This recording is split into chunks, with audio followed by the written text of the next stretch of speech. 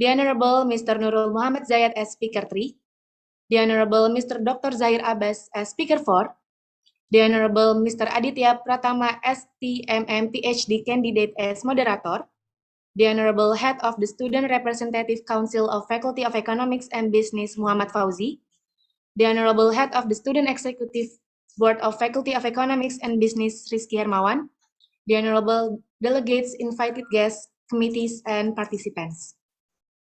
All of you are warmly welcome at our international seminar. Good morning, selamat pagi, Shiva Shokal, Subah Bahair. I hope you are keeping well. First, I would like to introduce myself. My name is Diva Sadinda and I am the Chief Executive of this international seminar. I am pleased to welcome you to the international seminar, Competitive Strategy in the Era of Industrial Revolution 4.0 and Society 5.0 for Developing Countries in Asia in order to build high-income country, which is the first international seminar organized by the Student Executive Board of Faculty of Economics and Business Mercu Buana University, Jakarta, Indonesia on Wednesday, February 23rd, 2022. There are 750 students from Indonesia and 50 international students representing 3 countries such as Malaysia, Bangladesh, and Pakistan. I would like to thank all the distinguished guests, delegates, and participants for attending this very fruitful event. I am also very thankful for all the committees because obviously this event requires careful preparation of every detail, as even the slightest carelessness can spoil the entire efforts. So I want to appreciate the efforts of all the committees who are working hard day and night for this big event. I extend a warm thank you to each one of you to be a part of this international seminar. As we know that seminars are organized and conducted for the general audience to gain insight and information that would remain effective in our life, exercises, and work. By holding an international seminar with the theme Competitive Strategy in the Era of Industrial Revolution 4.0 and Society 5.0 for Developing Countries in Asia in order to build high-income country, it is hoped that sensitivity regarding global economic issues and see the opportunities from the Industrial Revolution 4.0 and Society 5.0 in order to prepare themselves to compete competitively in the global era. I believe by participating in this international seminar, we are in the right place, we are in the right time, and together, let us accelerate the exchange of ideas and scaling up of good practices. I welcome you all once again to this international seminar and hope that you all will have a great time ahead. Thank you very much and have a good day. Wassalamualaikum warahmatullahi wabarakatuh. Thank you, Diva Sadinda, for the opening speech. Ladies and gentlemen, please welcome Rizky Hermawan, the Head of Student Executive Board of Faculty of Economics and Business, Mercu Buana University.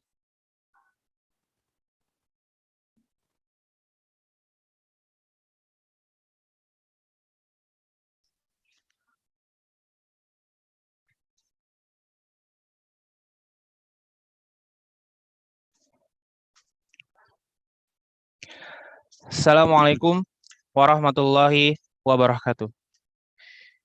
Your Excellencies, Dean of Faculty of Economic and Business, Mercu Buana University, Ms. Dr. Erna Safriana Imaningsih, SEMSI, Vice Dean of Faculty of Economics and Business, Mercu Buana University, Ms. Dr. Sri Marti Pramudena, SEMM, Head of Undergraduate Program in Management, Mr. Dr. H. Soni Indrajaya MM, Head of Undergraduate Program in Accounting, Ms. Dr. Hari Setiawati, AK MSE CA, Head of Diploma Program in Management, Ms. Ihyandini Garindia, SMN, MMT, Head of Diploma Program in Accounting, Ms. Yulia Yustikasari, SE, MSc. The Honorable Mr. Faisal Habasri, SEMA, Mr. Prof. Dr. Ahmad Rasman Abdul Latif, Mr. Nurul Muhammad Zaid, Mr. Dr. Zahir Abbas, Mr. Aditya Pratama, STMM PhD, Mr. Muhammad Fauji, invited guests, committee, and participant.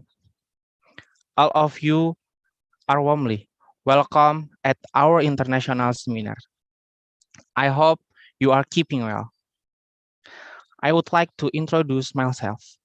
My name is Rizky Hermawan. You can call me Rizky, and I am the head of the Student Executive Board of Faculty of Economic and Business. The Student Executive Board is committed to creating a work program that focuses on the increase of skill and the student hard skills, aimed at preparing students for the industrial revolution of 4.0 and society 5.0. I hope that at this international seminar, the knowledge spoken by the great speaker can be well listened to and implemented in all the activities that we do. On behalf of the Committee on Duty, I apologize profusely if there are shortcomings in this event. The Student Executive Board will continue to learn for all the student Faculty of Economic and Business. Thank you very much and have a good day. Wassalamualaikum warahmatullahi wabarakatuh.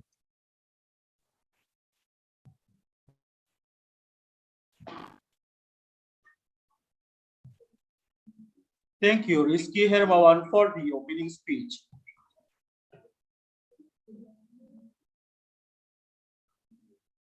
Okay, participants, we remind you all to show your face, not only the background. Ladies and gentlemen, please welcome Your Excellency Ms. Yuni Tresnawati, SOS MECOM, the head of Mercu Buana University Student Affairs Bureau. Okay, thank you, MC. Bismillahirrahmanirrahim. The Honorable Speaker of today's international seminar, Mr. Faisal Basri, SAMA from Indonesia, Associate Professor Dr. Ahmed Ranzam Abdul Latif from Malaysia, Mr. Nurul Muhammad Zaid from Bangladesh, and Mr. Dr. Zahir Abbas from Pakistan, the Honorable Dean of the Faculty of Economic and Business, Dr. Erna Sofiani Imangningsi, MSE, along with the structural staff, and the webinar committee that I'm proud of, and all the participants. Assalamualaikum warahmatullahi wabarakatuh. Good morning. Good health to all of us. Thanks to Allah Subhanahu wa Ta'ala that this morning we can gather together in this international webinar. We from the Student Affairs Bureau will always support the activities that increase competence and also the knowledge. Therefore, I hope that all the participants can follow this activity well and can implement it later. This webinar has interesting and relevant themes to the current situation. So take the advantage and the opportunity to get as much as possible from the reliable speakers, So also for the Student Executive Board of the Faculty of Economic and Business, congratulations on carrying out this activity. This is a very good activity. This is your international first seminar, so congrats. So and I hope, I'm looking forward to another great activities. So have a good webinar, enjoy it, and thank you very much. Assalamualaikum warahmatullahi wabarakatuh. Waalaikumsalam warahmatullahi wabarakatuh. Thank you, Ms. Yuni Tresnawati, SOS MECOM, for the opening speech. Ladies and gentlemen, please welcome Your Excellencies, Ms. Dr. Erna Sofriana Imangningsi, SE, MSI, the Dean of Faculty of Economic and Business, Mercu Buana University.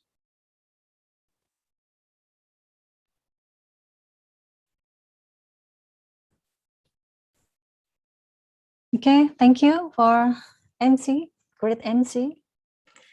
Okay, Bismillahirrahmanirrahim. Assalamualaikum warahmatullahi wabarakatuh.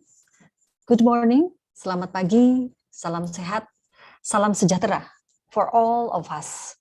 Praise and gratitude, let us pray to the presence of Allah Subhanahu wa Ta'ala, who has given mercy and love, so that we are still given the pleasure of gathering in this virtual space. First of all, allow me to express my deep appreciation and thank you so much for coming. Dear Honorable for speakers, Bapak Faisal H. Basri, SAMA, economist and politician from Indonesia, Associate Professor Dr. Ahmed Rasman Abdul Latif, Associate Professor and Manager of Business Development of Putra Business School Malaysia. And then, dear Honorable Mr. Nurul Muhammad Syed, Assistant Professor of Department of Business Administration of Daffodil International University, Bangladesh. And then, dear Honorable Mr. Dr. Zahir Abbas, Assistant Professor and Head of Department of Business and Commerce of GIFT University, Pakistan. Aditya Pratama, PhD, as moderator. And then dear Honorable Kabiro Kemahasiswaan, Ibu Yuni Tresnawati, SOS M.Ecom, Deputy Dean, ya, Dr. Sri Marti Pramudena, Wakil Dekan dari FEB. Dear Honorable Head of the Student Executive Board, Faculty Economic and Business, Rizky Hermawan, and the Chief of Executive Committee, Diva Asa Adinda. And dear Honorable, the structural ranks of Faculty Economic and Business, Universitas Mercu Buana, all participants of Conference International, and for whom we respect and are proud of. With prayer, may we always given health and strength to face this pandemic period. Okay, ladies and gentlemen, the presence of Industrial Revolution 4.0 and 5.0 in global life brings challenge for all countries in the world to continue to adapt the change that occur, especially those related to the economic sector. The Industrial Revolution 4.0 and 5.0 can be an opportunities for countries in the world in order to increase productivity, especially for developing countries with low competitiveness. On the other hand, we face the anomaly phenomenon. The world is currently in the midst of raging uncertainty due to the COVID-19 pandemic. The impact of the pandemic not only threatened human health, but also ravaged almost all lines of life. Industrial Revolution 4.0 and 5.0 and the COVID-19 pandemic has also changed people's behavior patterns, both consumption and business behavior as a whole.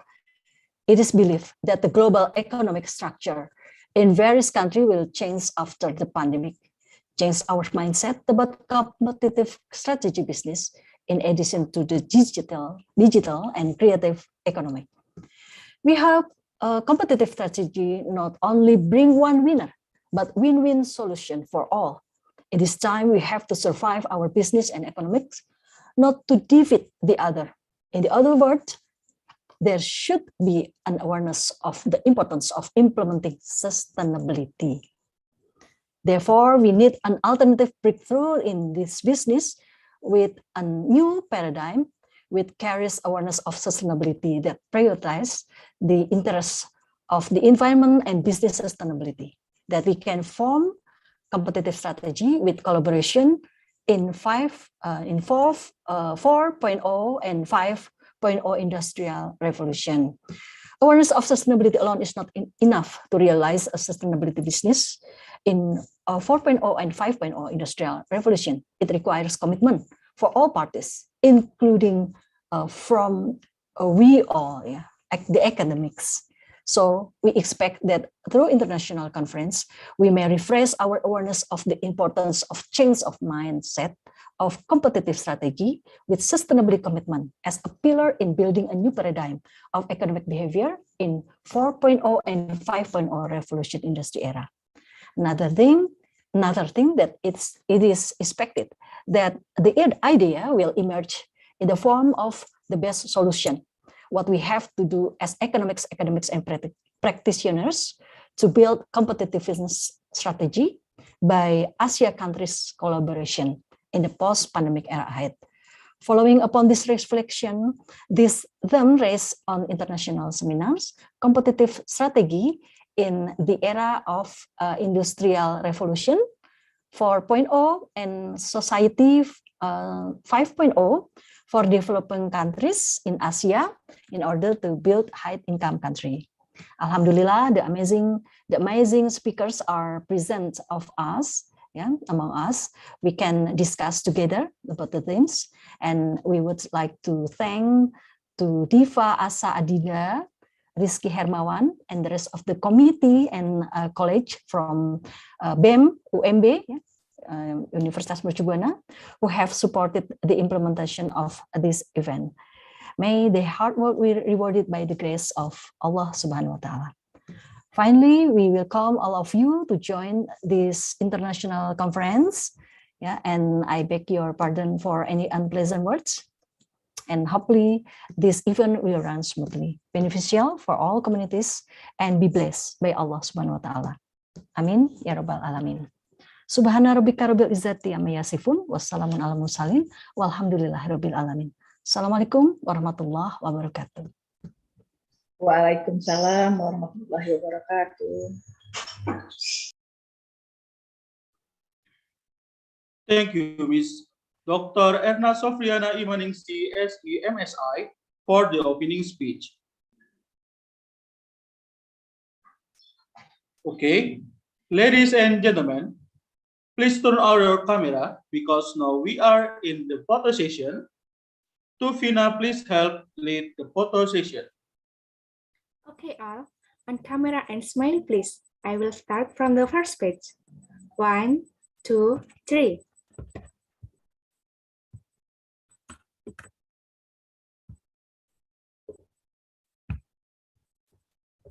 Now, the second page. 1, 2, 3.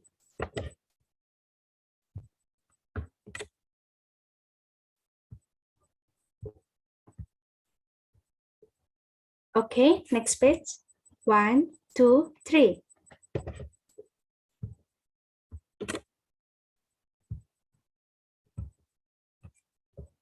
Then the last page.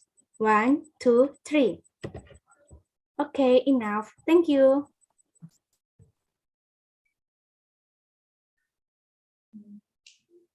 Thank you, Fina, for the help.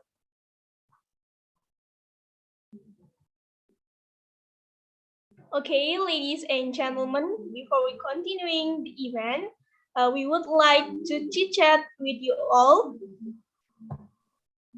We want to know how much you so excited with this event. So I will choose one of you for Adrian Mangudatu. Please, can you turn on your camera and turn on your microphone?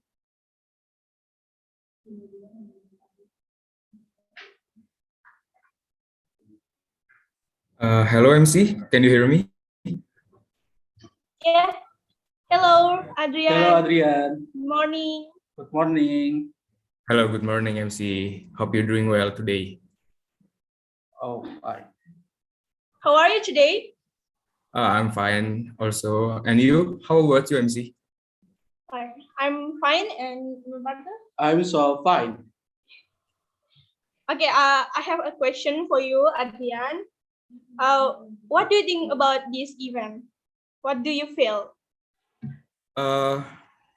Actually, this is my first time to joining a seminar international. So I'm very excited about this seminar because this is my first, and this is a limited experience, I think, because not everybody can join this event because this is limited, I guess.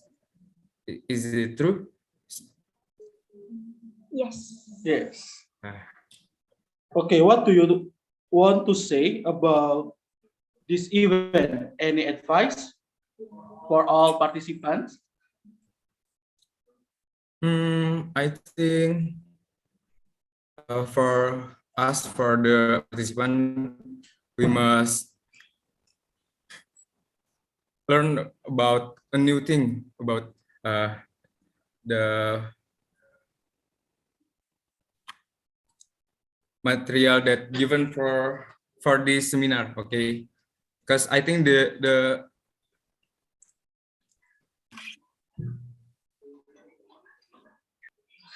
Okay, that's enough or not? Or you have any extensions for us? yeah, that's for me. Okay, Adrian, thank you. I hope that this international seminar will be beneficial for you, and thank you for your time. Thank you, Adrian. Thank you, MC. Enjoy the international seminar. And good morning and welcome to Mr. Faisal Habasri for welcome to the International Seminar 2022. Morning. Oh.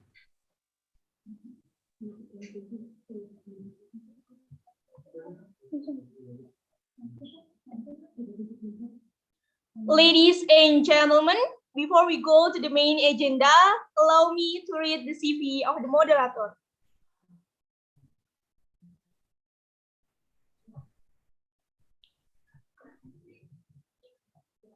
Mr. Aditya Pratama, STMM PhD candidate. He is a former banking practitioner.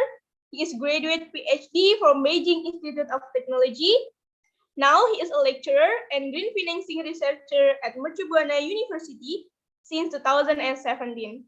He has practitioner experience at Bank Mandiri, Bank BTPN, Bank BPD Banten, and he has any reputable academic experience.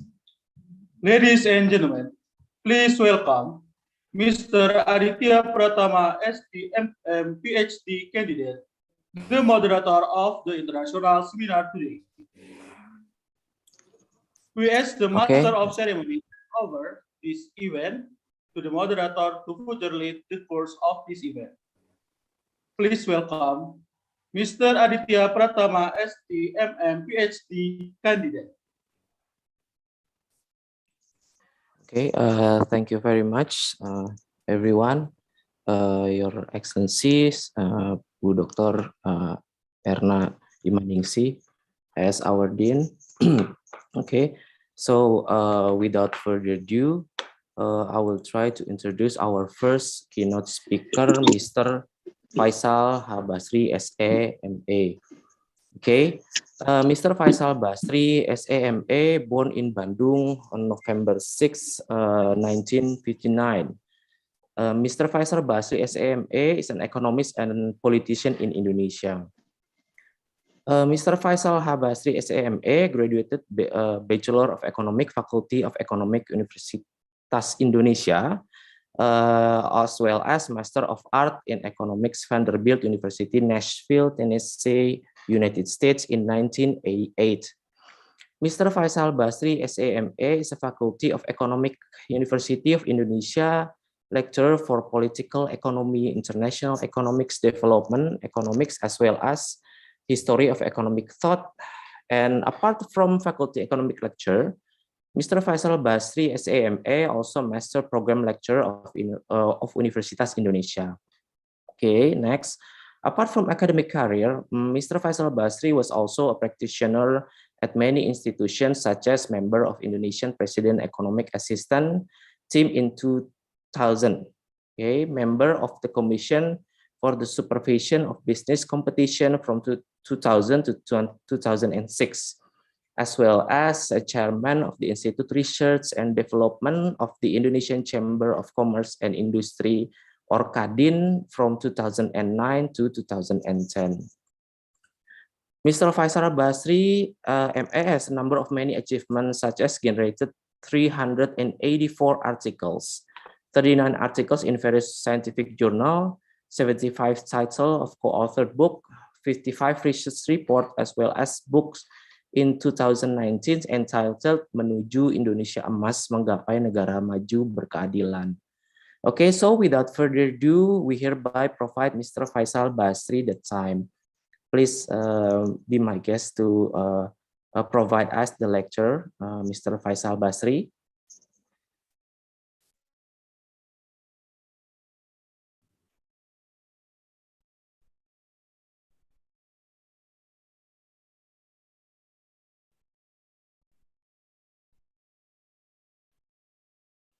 Okay, Assalamualaikum warahmatullahi wabarakatuh.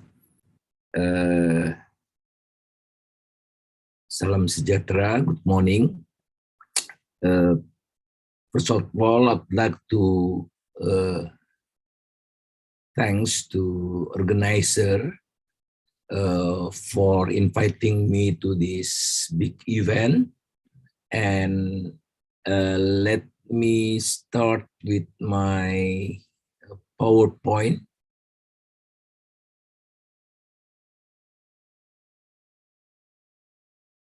I don't know. Let me check. Okay, my title is a little bit different. I'd like to stress in opposite direction, how to avoid the threat of middle income trap, with focus on Indonesian case. The purpose of this presentation is to make us more aware the challenges we are facing to be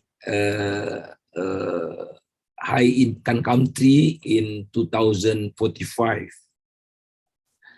Let me start with a little bit conceptual approach. Okay, we have fourth industrial industry 4.0.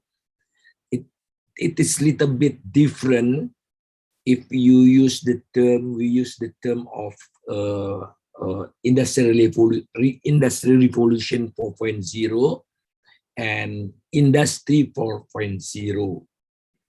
What is the difference between 4.0 and the three previous era? Is that the impact on impact of 1.0, industry 1.0, 2.0, 3.0 were more to company level, but 4.0 the impact is more on socio-economic and impact on social bigger than industry. So we have the great opportunity for all of us to participate in more active way to gain from this era, compare again with industry 1.0, 2.0, and 3.0. It's more, we are in the era where empowering people is more visible. At the same time, we as customer can be also as producers. I will skip this. Always crisis can be solved with new technologies. After World War after World War II, companies came up with dishwashers and clothes dryers to assist working women. After the SARS epidemic, ASEAN innovators made remote banking and buying easier. After 2008 financial crisis, companies came up with the sharing economy to make the most of stranded assets and an unemployed workforce. What is the lessons? Those who innovate through a crisis come out stronger. So we have to be stronger than before.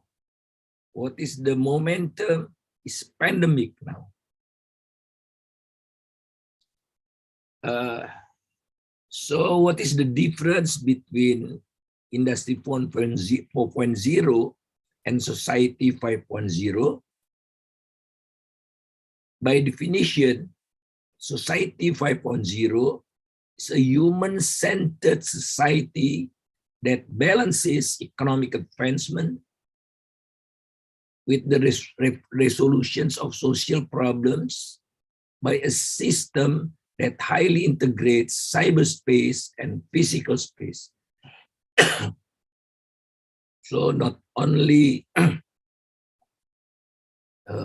economic issue, economic advancement, but also integrate with cyberspace and physical space. Introduced by Japanese government in 5th Science and Technology Basic Plan as a future society that Japan should aspire to. It follows the Hunting Society 1.0, Agricultural Society 2.0, Industrial Society 3.0, and Information Society 4.0. But we have to understand the background why Japan government launched these initiatives. As you know, Japan is facing aging society. More and more old people as a percentage of population, and they cannot face the new reality, advancement of technology, and so on and so forth. So the government should prepare people of Japan to facing new realities. So we have to follow with careful understanding. We are much different than Japan. So don't just, implement their initial initiatives for us. We are different. Yeah. Most of our populations are what we call it millennial and Gen Z. More than 50%. Number of old population is still less than 10%. Okay, we have to prepare for the future, but we have to stand based on current conditions. Every crisis, every storm, every shock is an opportunity for all of us to do something new in a different way to produce better results.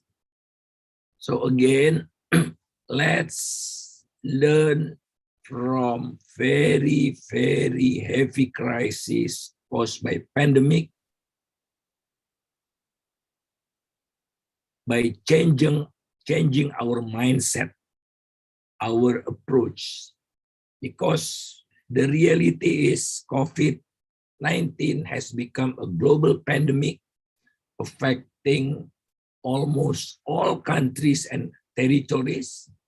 Nearly half a billion people in the world have contracted this coronavirus and has killed 5.9 million people. Pandemic has changed almost every aspect of our life. At the same time, you are facing climate change, financially driven capitalism, fourth industrial revolution, and society 5.0, and Cold War can become real war nowadays. Matter of days maybe will be big war between Western countries and Russia starting in Ukraine. Okay, as I said before, even without the shock of the pandemic, the world is undergoing fundamental changes that are broader and deeper, that have long-term impact, especially for younger generation. Climate change, inequality, technology advances, trade war, stagnations of multilateralism, and strengthening of regionalism.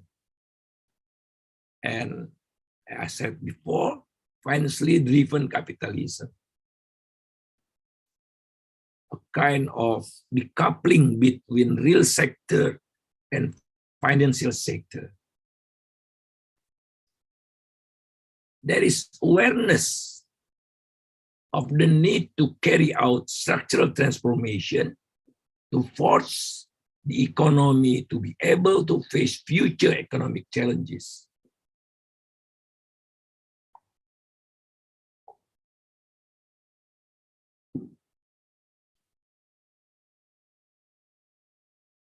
If we do business as usual, we are going nowhere. We will be in the middle income trap. We have to avoid this.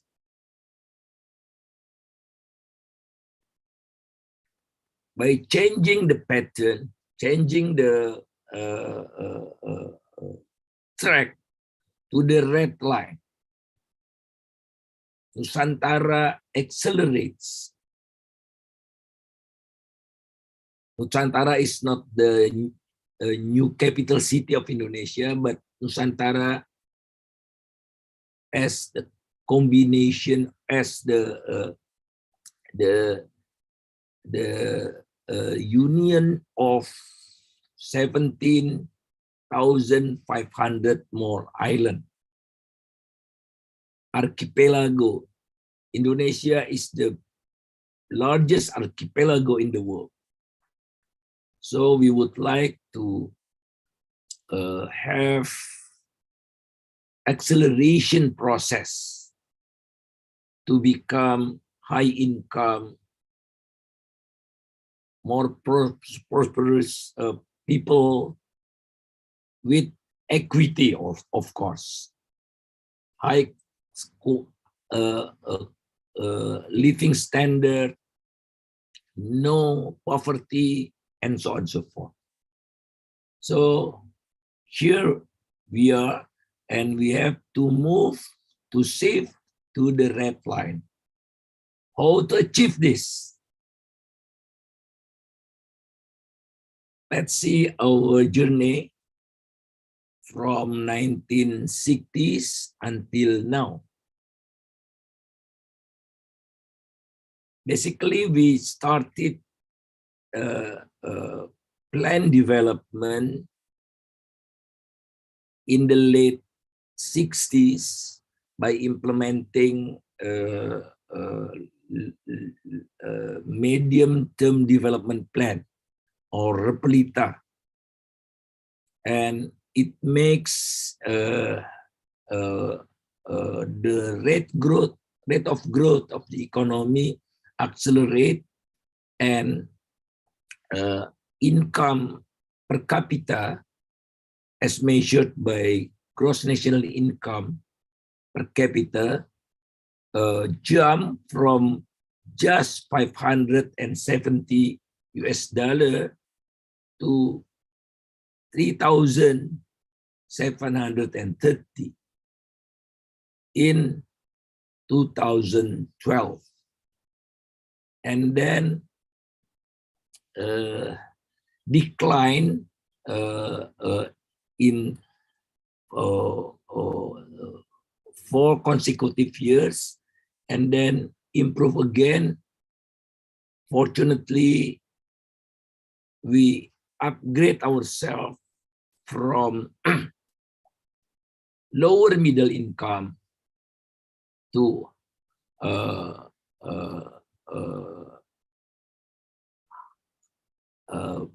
higher middle income to upper middle income in 2019. Unfortunately, a year later, 2020, we moved back to lower middle income because of pandemic, of course. Yeah. So this is our challenge to make our future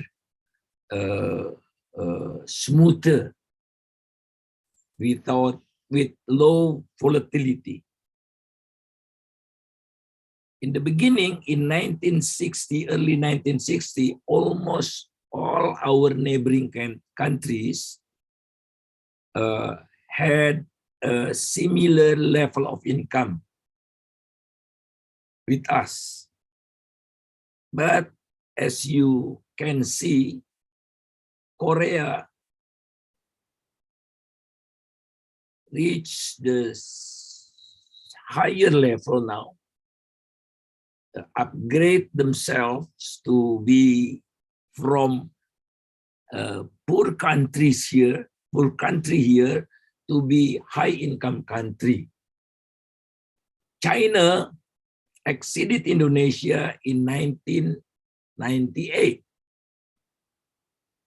Previously, level of income of Indonesia was higher than China. And most of them entering middle income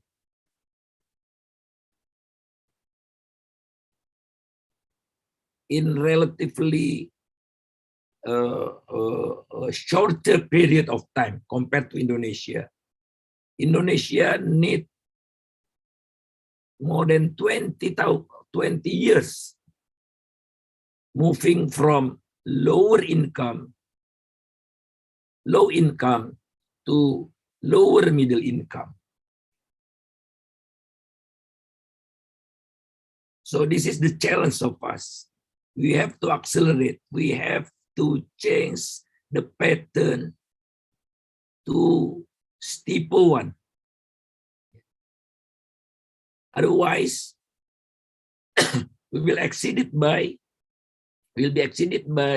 Philippines and Vietnam soon.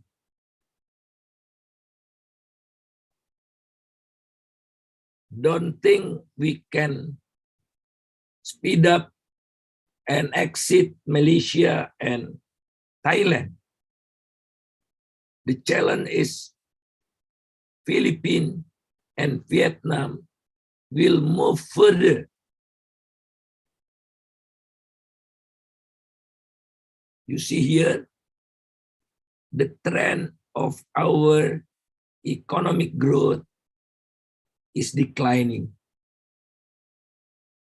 Although we haven't reached high level of income.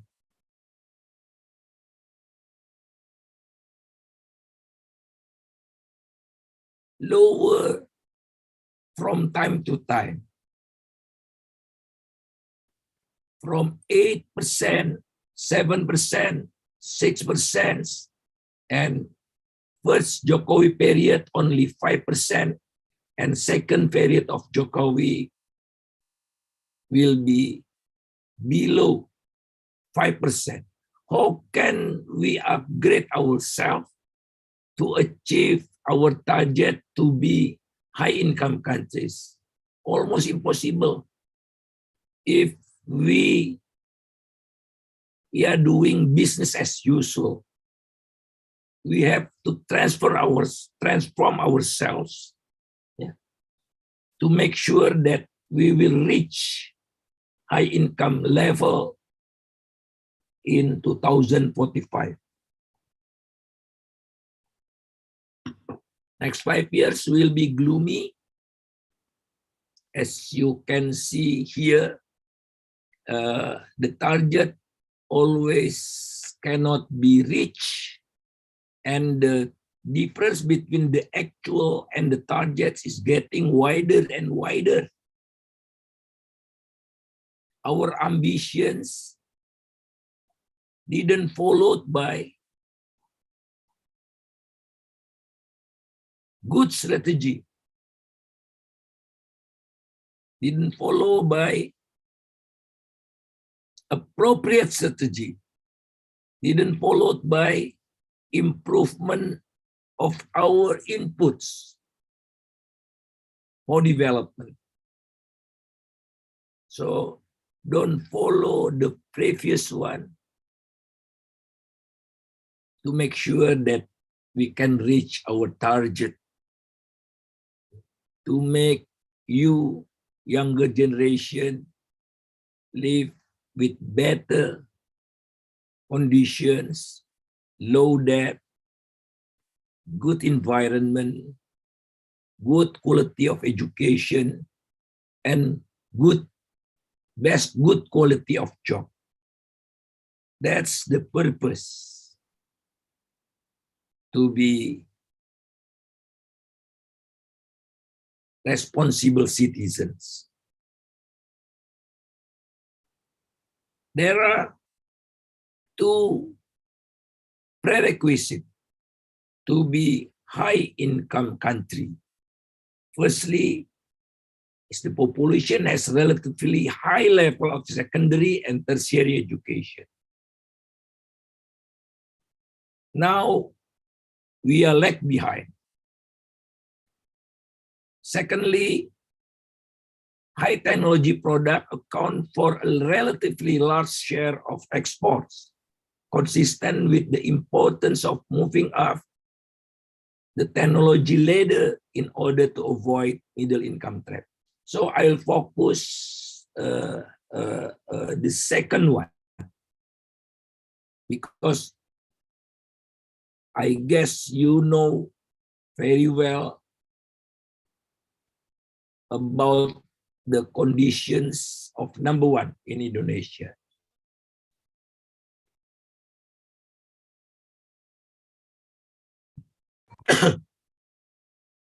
As mentioned in economics textbooks, investment is the strategic variables to accelerate development, to accelerate growth. The share of investment in Indonesia, see here, gross fixed capital formation is second highest after private consumption. So this is the main vehicle to accelerate growth, investment. In fact, investment in Indonesia is already high. You can see here, investment per GDP in Indonesia is the highest after China. If you exclude China, Indonesia is the highest one. So why we cannot accelerate our growth?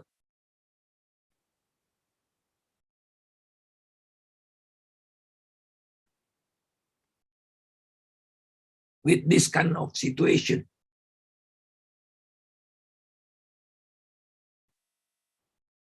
And you see here, increase sharply, investment per GDP increase sharply in Jokowi era. This is the highest level, 32.8% of GDP in 2015. But sadly speaking, most of investment goes to buildings in the form of machinery and equipment, only 10% on average. So how can you produce more goods and services if you invest very little in the form of machinery and equipment?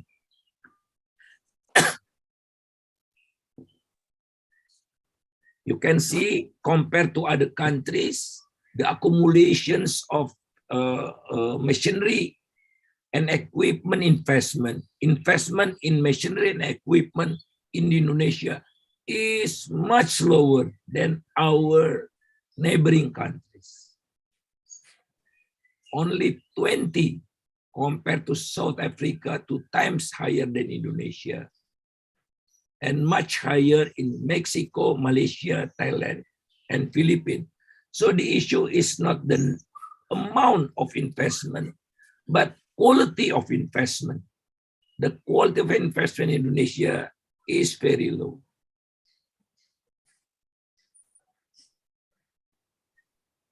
Large investment, but small return. Mr. Faisal Basri, with all due respect, we only have like 3 minutes more. Thank you so much. I have problem with my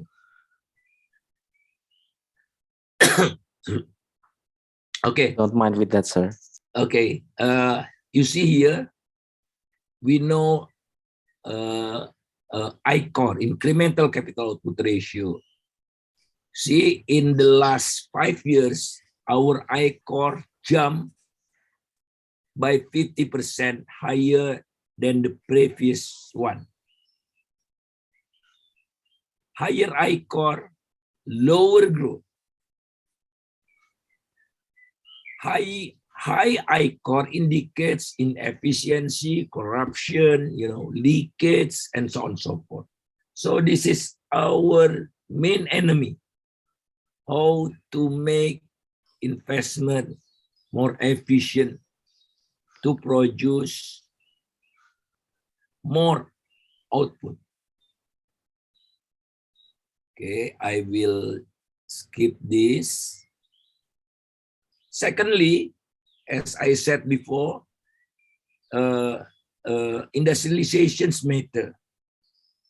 But unfortunately, there is a declining trend of the share of manufacturing industry to GDP before reaching optimum level.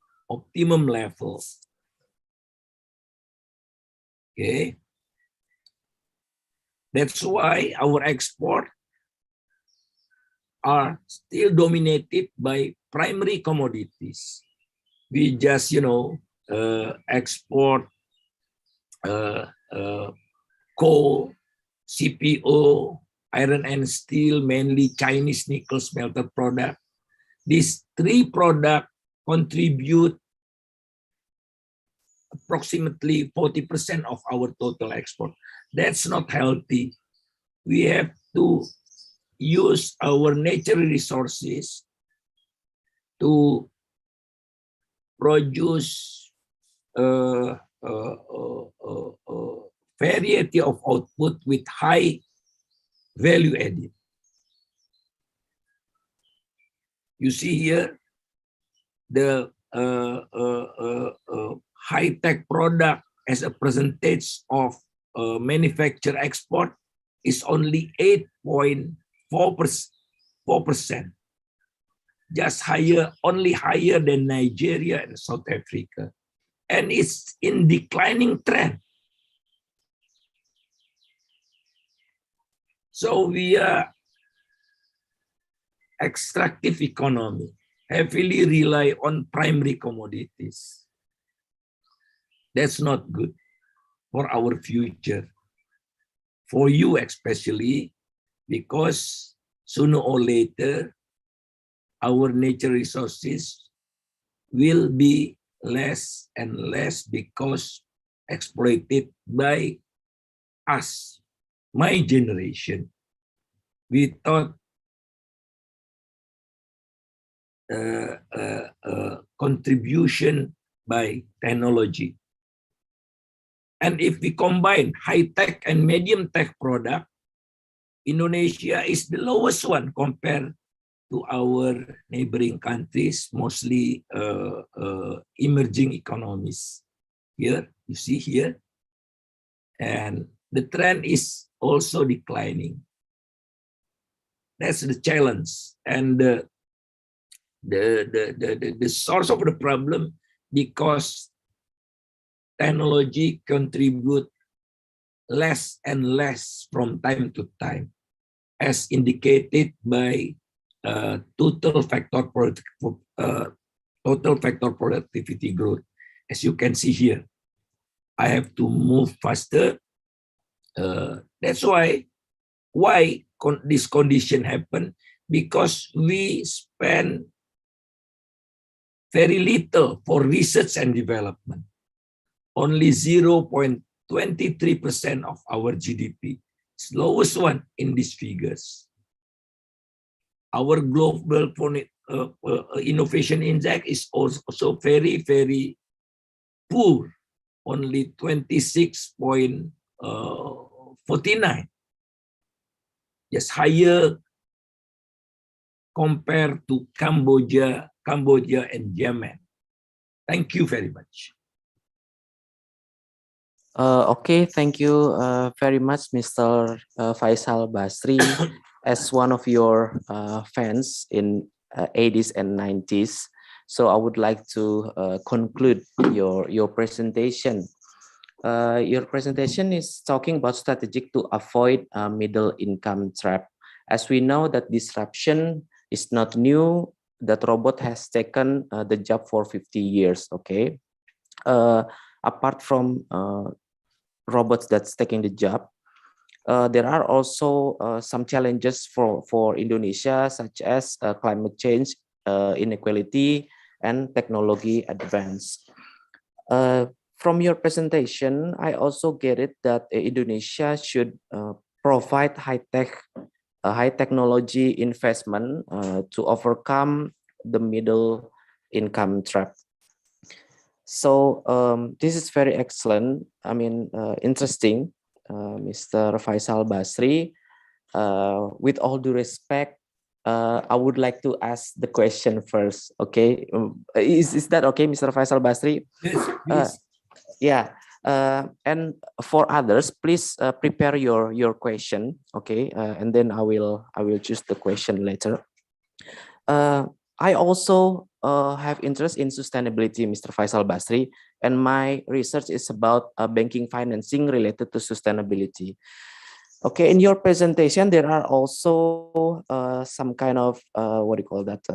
A way out for Indonesia, that Indonesia needs to be excellent in high-tech investment, because the issue is not about the amount of the investment, but the quality.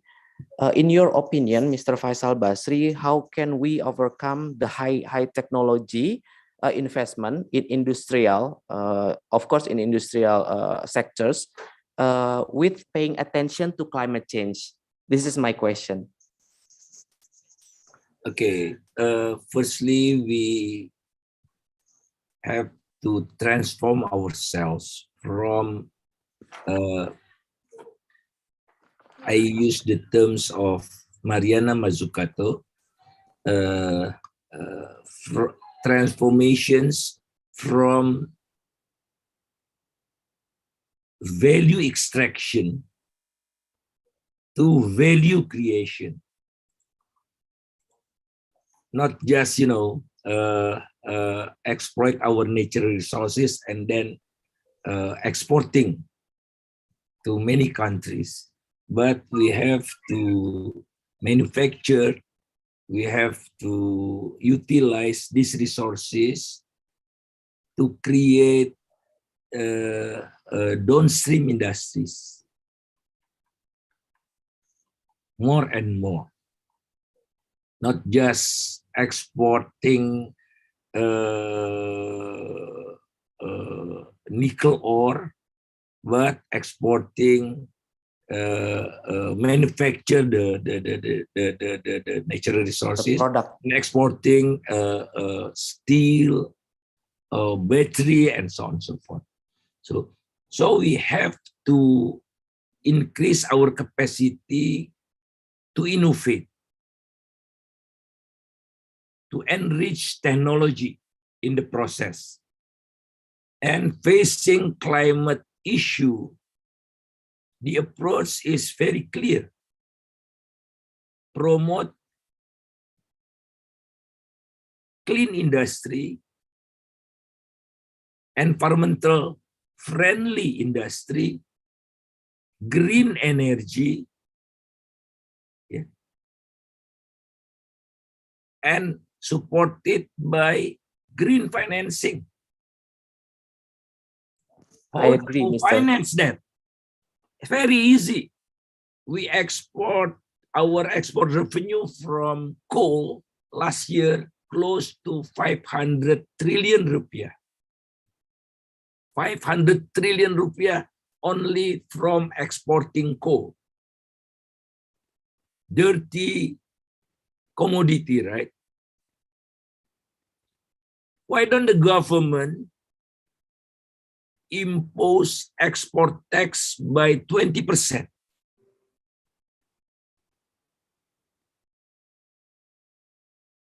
By implementing export tax, 20% export tax, 25% export tax, the government will get revenue approximately 100 trillion. And this money can be used to finance clean energy and environmental friendly industry. Thank you so there much. is no need to, there is no intention to do that because of the role of big business, oligarch, and so on and so forth. Thank you so much, sir. So anyone ask the question, please raise your hand. So while we wait, Mr. Faisal Basri, what you say in the presentation is exactly the same as I researched for Mr. Faisal Basri. Okay, Gali Rizkullah. Okay, please be my guest as a question.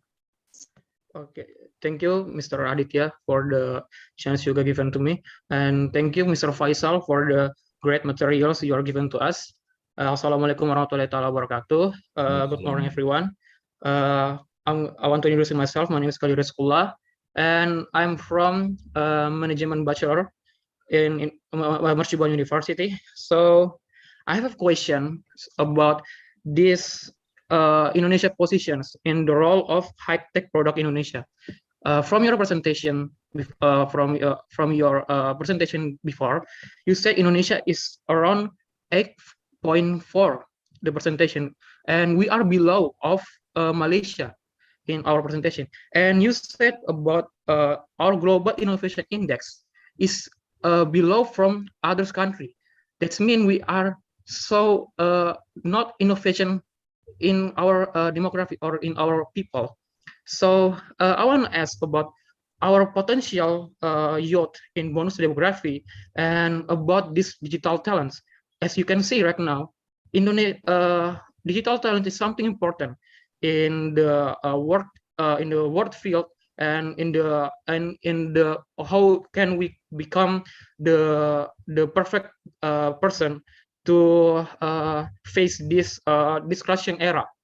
So what is how about our potential in our demographic in this digital talent, such as AI, such as digital marketing, such as maybe about the UI UX or something like engineering things in a mobile. I think that's something important we need to learn. For me, because I am economic bachelor, right? And I don't learn, especially for this learn for this study. So I feel so insecure about others student that learn about that. So what is I have to prepare for this thank you. You're very welcome. I think we cannot start from zero. Yeah, cannot. It's too late for us. So we have to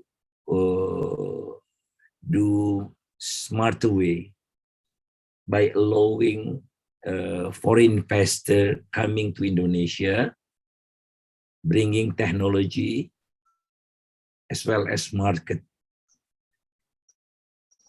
And let's start with the small and medium industries, not the biggest one, like automotive industries, you know, Freeport, McMoran, and so on and so forth. Let's start with SMEs because the potential is there. 98% of our company are micro, small, and medium industries. 99% of our workers are there.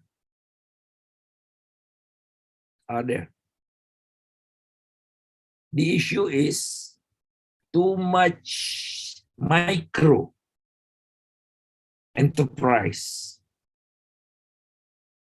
Too much micro enterprise. We have to transform micro to be small industry. Small should be promoted to be medium industries. So the structure is stronger because consists of small and medium industries. It will create middle class faster. Middle class, stronger middle class will create better democracy and so on and so forth. And also equality. But as you can see in Indonesia, recently, concentration of the government policies more given to the big one. With low technology, less competition,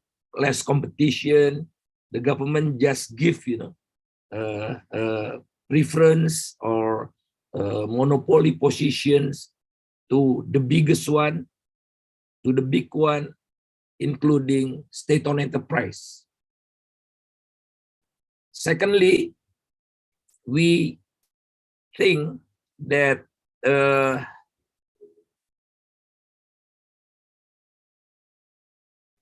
private sector are ready to enter new era, as indicated by index of agility of the enterprises in Indonesia. Quite okay, quite good, but doesn't support it by what we call integrated digital infrastructure provided by government. As you can see, you know, every big companies in digital industry invest by themselves. There is no collaboration. There is no kind of synergy among them. So the cost is very high. The cost of internet in Indonesia is quite expensive and so on and so forth. So the opportunity is there. The agility of private sector, especially younger generation, is very agile. They are very agile to adapt current challenges.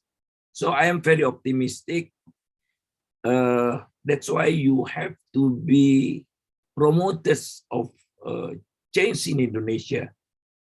You don't have, historical burden. You don't have, bad attitude.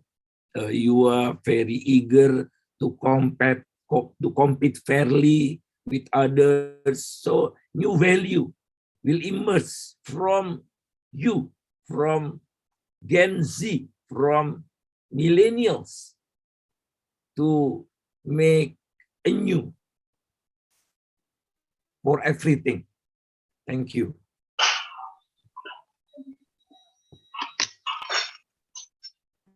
Okay, thank you so much for the question from Gallery School Law and the explanation from Mr. Faisal Basri. Because our time is already over in first session, so now I would like to thank for Mr. Faisal Basri as your excellent and significant lecture related with sustainable development. Thank you, Mr. Faisal Basri. Thank you. Very welcome. Okay, for our next session is I would like to read the resume for our second moderator. Okay, if I may ask, did Mr. Ahmed Razman already here? Yes, I'm here. Oh, okay, right. Okay, so our second keynote speaker is Mr. Ahmed Razman Abdul Latif, PhD. Okay, I'm Aditya Pratama, Mr. Okay, Mr. Ahmed Razman Abdul Latif, PhD is Associate Professor, Head of PBS Press at Putra Business School. Mr. Ahmed Razman Abdul Latif, PhD, graduated from Master of Accountancy, Nanyang Technological University, Singapore, and PhD in Corporate Governance, Liverpool John Moores University, UK, Master Research in Accounting and Financial Management, Lancaster University, UK. Okay, there are a number of professional accomplishments from Mr. Ahmed Razman Abdul Latif, PhD, such as accomplished manager with domestic and international experience in education and training operation involving both startup and growth organization. Also, result-oriented decisive leader with proven success in new market identification and strategic positioning for education business organization. And principal consultation for SIRIM, Berhad, Tekun Nasional, and Tekun Nasional. There are a lot of other accomplishments that I cannot read by one. And apart from professional accomplishment, Mr. Ahmed Razman Abdul Latif, PhD, also have a number of significant impact publications, such as Voluntary Reporting, Sustainable Reporting, and Transition Economy, International Business and Accounting Research Journal in 2020. There are also publications that I pay attention to from Mr. Ahmed Razman Abdul Latif, PhD, which is Development Sustainability Reporting Evidence in Malaysia. So, Mr. Ahmed Razman Abdul Latif, without further ado, so we hereby to provide you the time to provide us the lecture. Please, Mr. Bismillahirrahmanirrahim. Thank you very much, Mr. Aditya. Now it's around 10:50 Malaysian time. I'm just wondering how long the time will be given to me? Around 30 minutes, because 30 minutes, we start okay. earlier, so we have more spend time and injury time later, sir. Okay, all right. So I would like to share my slide now. Thank you to the organizer, Universitas Mercu Buana, for inviting me to give talk. Such a very prestigious session and event. And I noticed that we have more than 700 participants. So I will make sure I will not disappoint you guys. So let me share my screen. Okay, hold on. So Mr. Adia, can you see the slide clearly? Yes, we can. Thank you so much. Okay. So thank you for inviting me to participate in this event titled Competitive Strategy in the Era of Industrial Revolution 4.0 and Society 5.0 for developing countries in Asia in order to build high-income country. It's a 30 minutes presentation. I'm not sure I can do justice because it's just half an hour, but I'll try to highlight the most important or pertinent issues that affect developing countries in Asia, especially Malaysia, Indonesia, and how we're going to become sustainable and also able to ride on the IR 5.0 and Society 5.0 wave. So, as we all have seen for the past 2 years, this is what we have experienced. In Malaysia, we have been having a movement control order for the past 700 days already. Our first implementation was on the 18 March 2020. And of course, right now, the travel restriction has been lifted and all economic sectors have been allowed to operate. But we are still not able to have a proper movement between the countries. And so we are not getting travelers from other countries to come to Malaysia and vice versa. And the recent disruption to the global supply chain also has caused our economy not to grow as expected.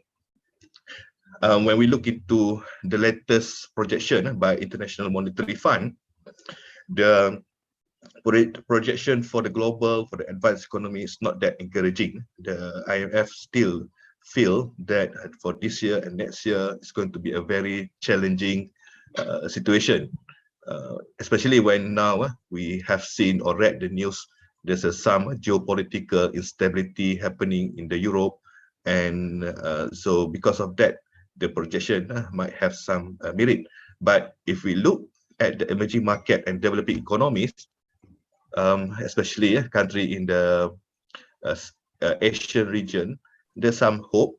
We still have some room to grow, and the projection is that we're going to grow higher than the rest of the world.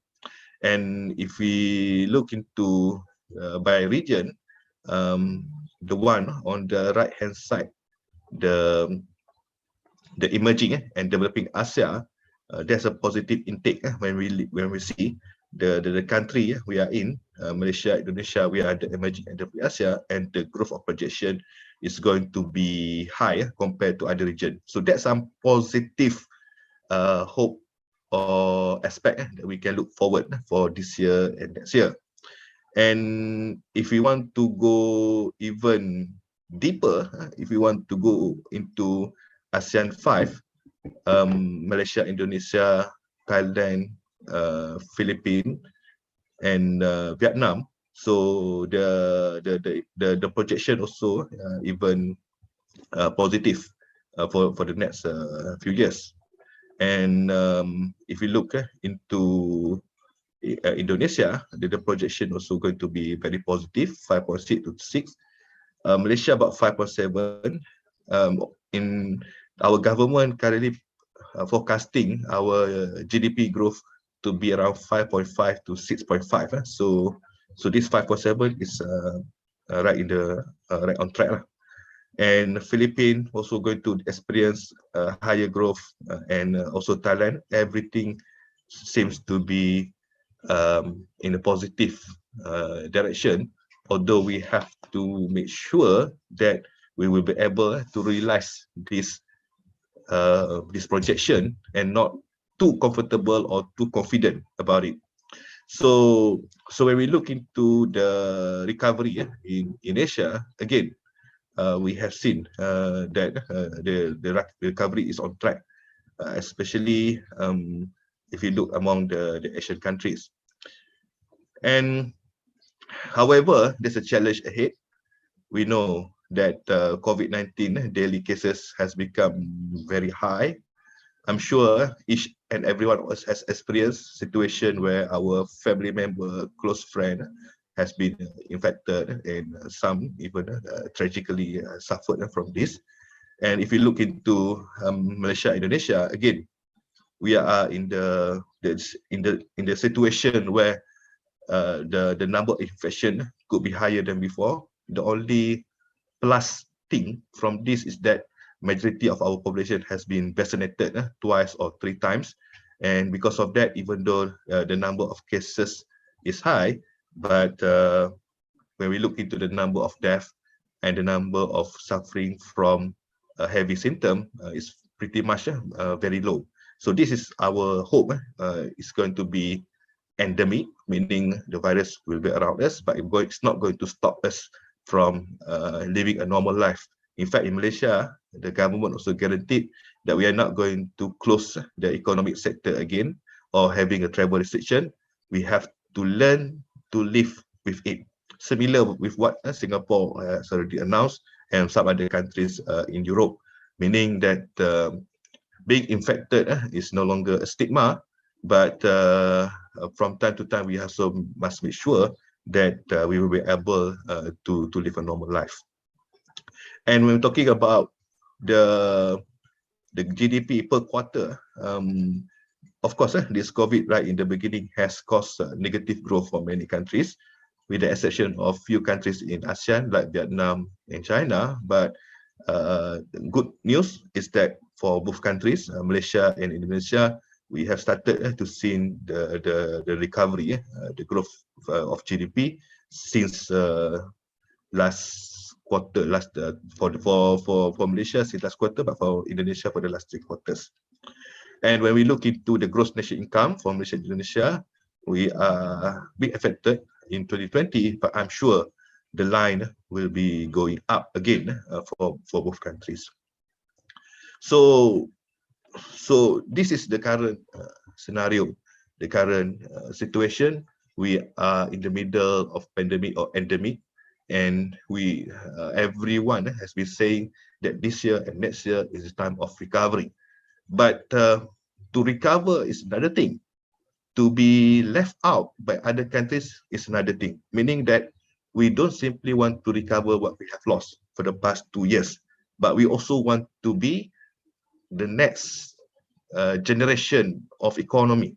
We have been talking about IR 4.0 for many years. We have talking about digital economy. And when the organizer asked me to talk a little bit about Society 5.0, I'm very happy to talk about it, because I've been to Japan every year since 2011, except during this pandemic. The last time I went there was in 2019. So I've been to Japan every year to participate in Asian Entrepreneurship Award. Since 2012, they have started to talk about Platinum Society. And then a few years after that, the Japanese agency or organization already put forward what exactly Society 5.0. So they have been talking this for quite a while in Japan. And when we look into what's happening to the rest of the world, then we realize this is something that we cannot ignore. This is something we cannot avoid. This is something that we have to embrace. But in what way? Okay, because we don't want to be a nation of consumer. We want to be nation of inventor, not nation of producer. When we look into the first 3 stages, Society 1.0, Society 2.0, Society 3.0, this is where we gathered and produce. But then nowadays, data is becoming a very important commodities. We talk about data analytics, data mining, and how it's different than what the term Society 5.0 means. So when we're talking about Society 4.0, we are talking about interconnectivity, meaning that at the moment, we still have data. We have to rely on the devices, machine, a computer, but can we move away from managing all this huge data to become a society where everything become part of us, meaning everything is embedded within our daily life, daily processes, and also to make sure that we can focus on the well-being of the society rather than being overwhelmed by the wealth of information. I'm sure right now, when you look at your WhatsApp or Telegram, there are lots of information coming to you every day, and majority of this information are not really the kind of information that is going to benefit you. So we are being swarmed by so much information, and this can have an impact, can have an effect on the well-being of the population. There's a newspaper article yesterday or 2 days ago. They was doing a study on the teenagers, and they found out that Malaysian teenagers are the third addicted in that particular size of sample, particular type of sample. The first one, I think, Saudi Arabia, and the second, I forgot, but it's not Indonesia. So you guys are okay. But that's the reality. How we make sure that we are not the slave or servant of devices, but all this data, knowledge, information subservient to us that can help us to become a better society.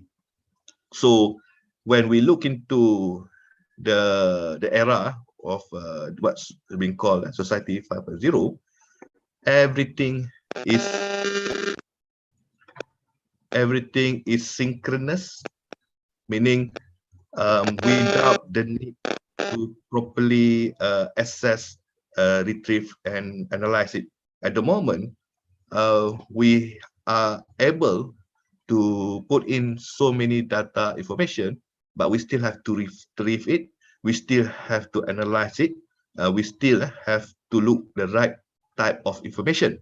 But under Society 4.0, so we are actually benefiting from having this data without having to actively download or search or analyze for it.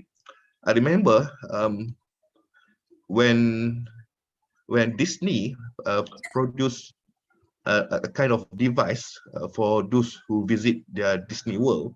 They spend billions to develop such device. It looks like a watch, but it helped to solve many issues faced by the visitors. For example, it becomes a device that can open the hotel's door and can even detect when you're going to reach your intended restaurant, so that the food will be ready once you arrive.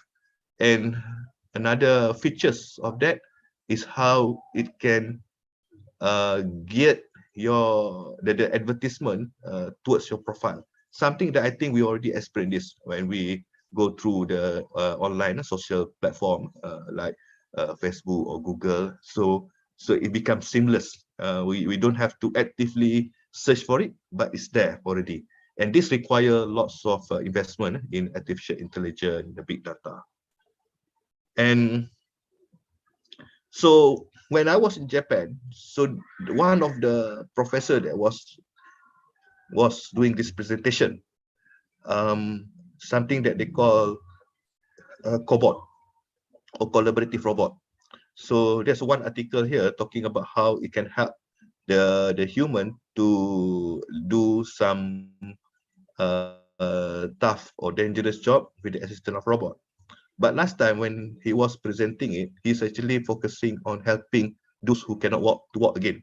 So he was sharing a video where this guy who was incapacitated, meaning cannot walk, and when the robot is being attached to his behind and to his leg, suddenly he can walk. So this is the kind of technology that we are talking about. It is supposed to help the human to do their works.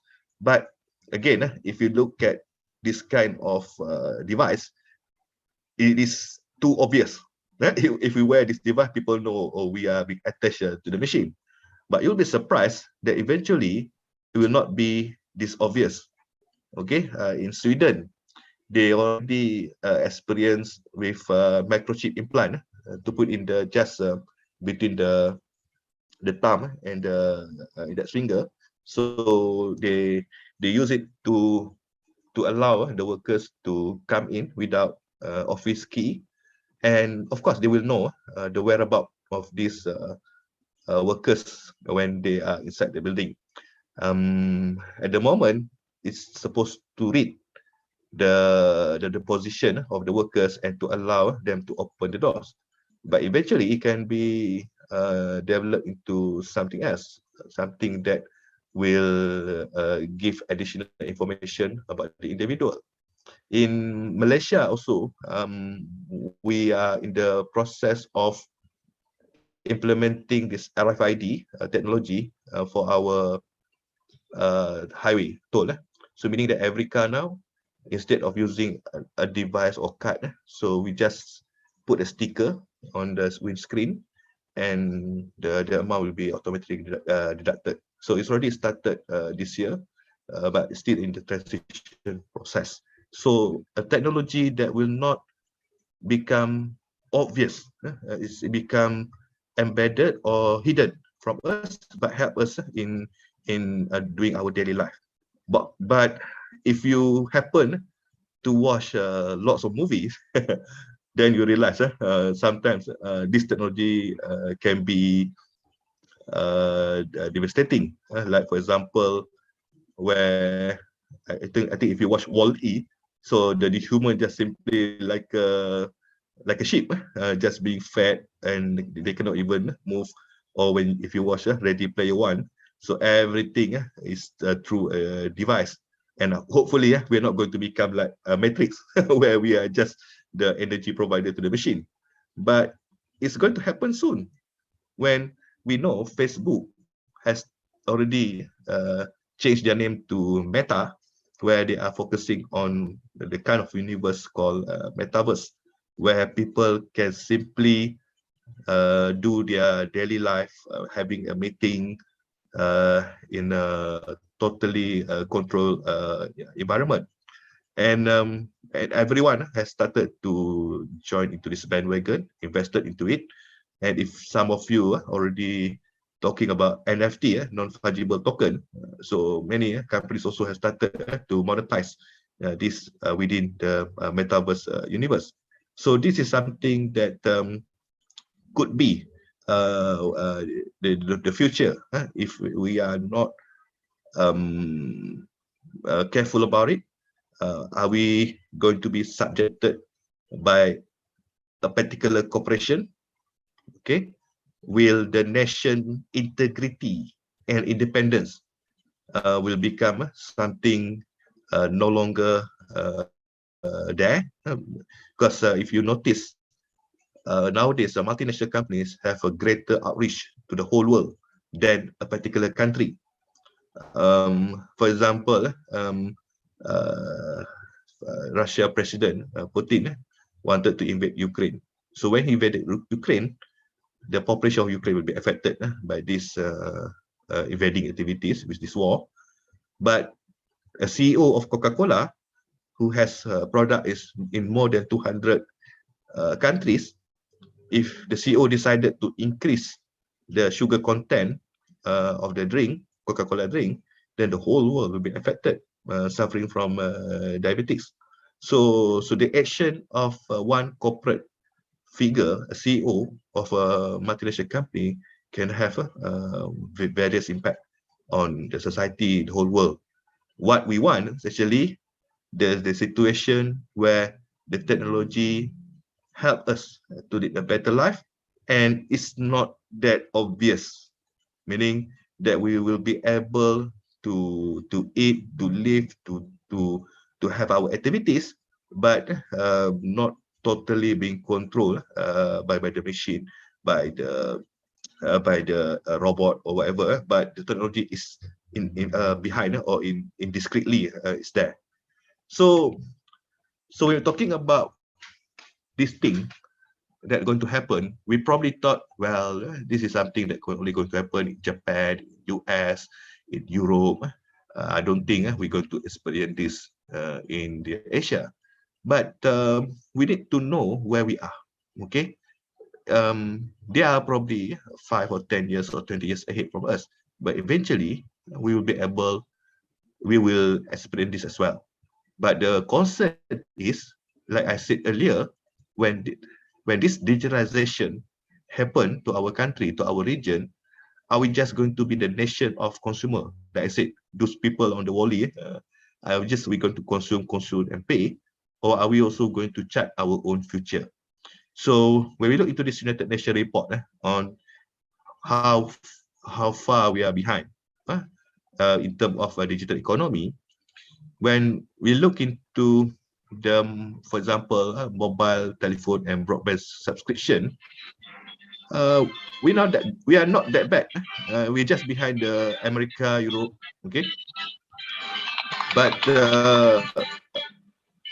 it could be better, okay. Could be better. And when we're talking about mobile network coverage, so for the developing economies, we are still depending too much on the 4Gs.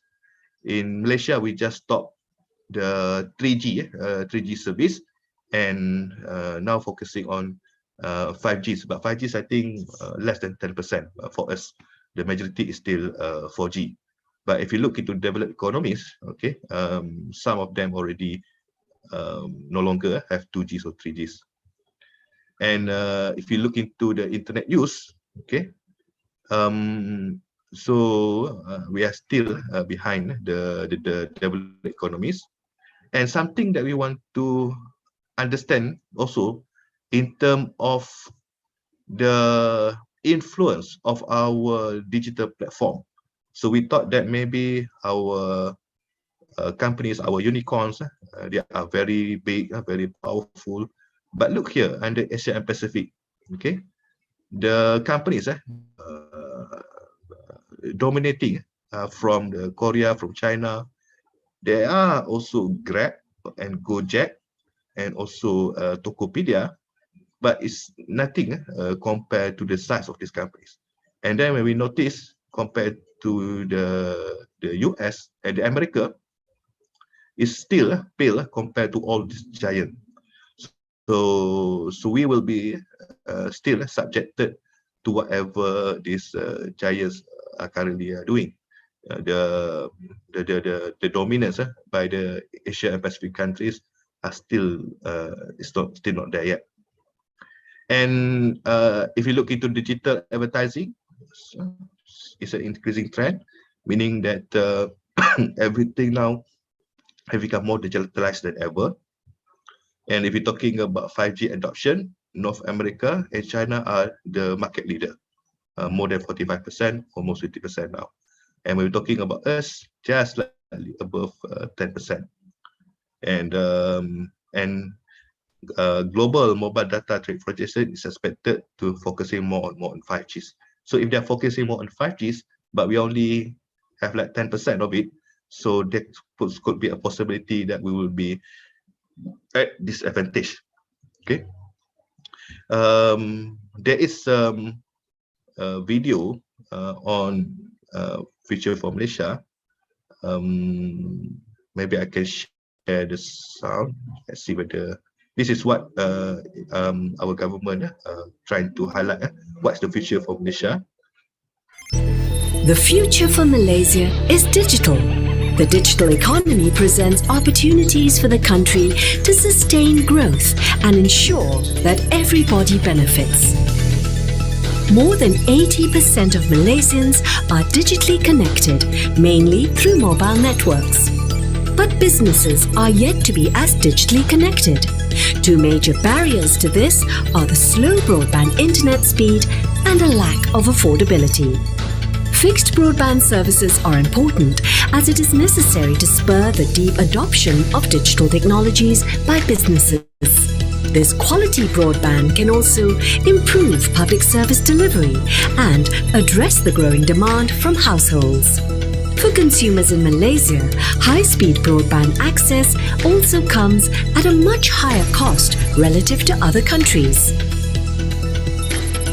So how can Malaysia improve its digital economy and continue to harness it for development?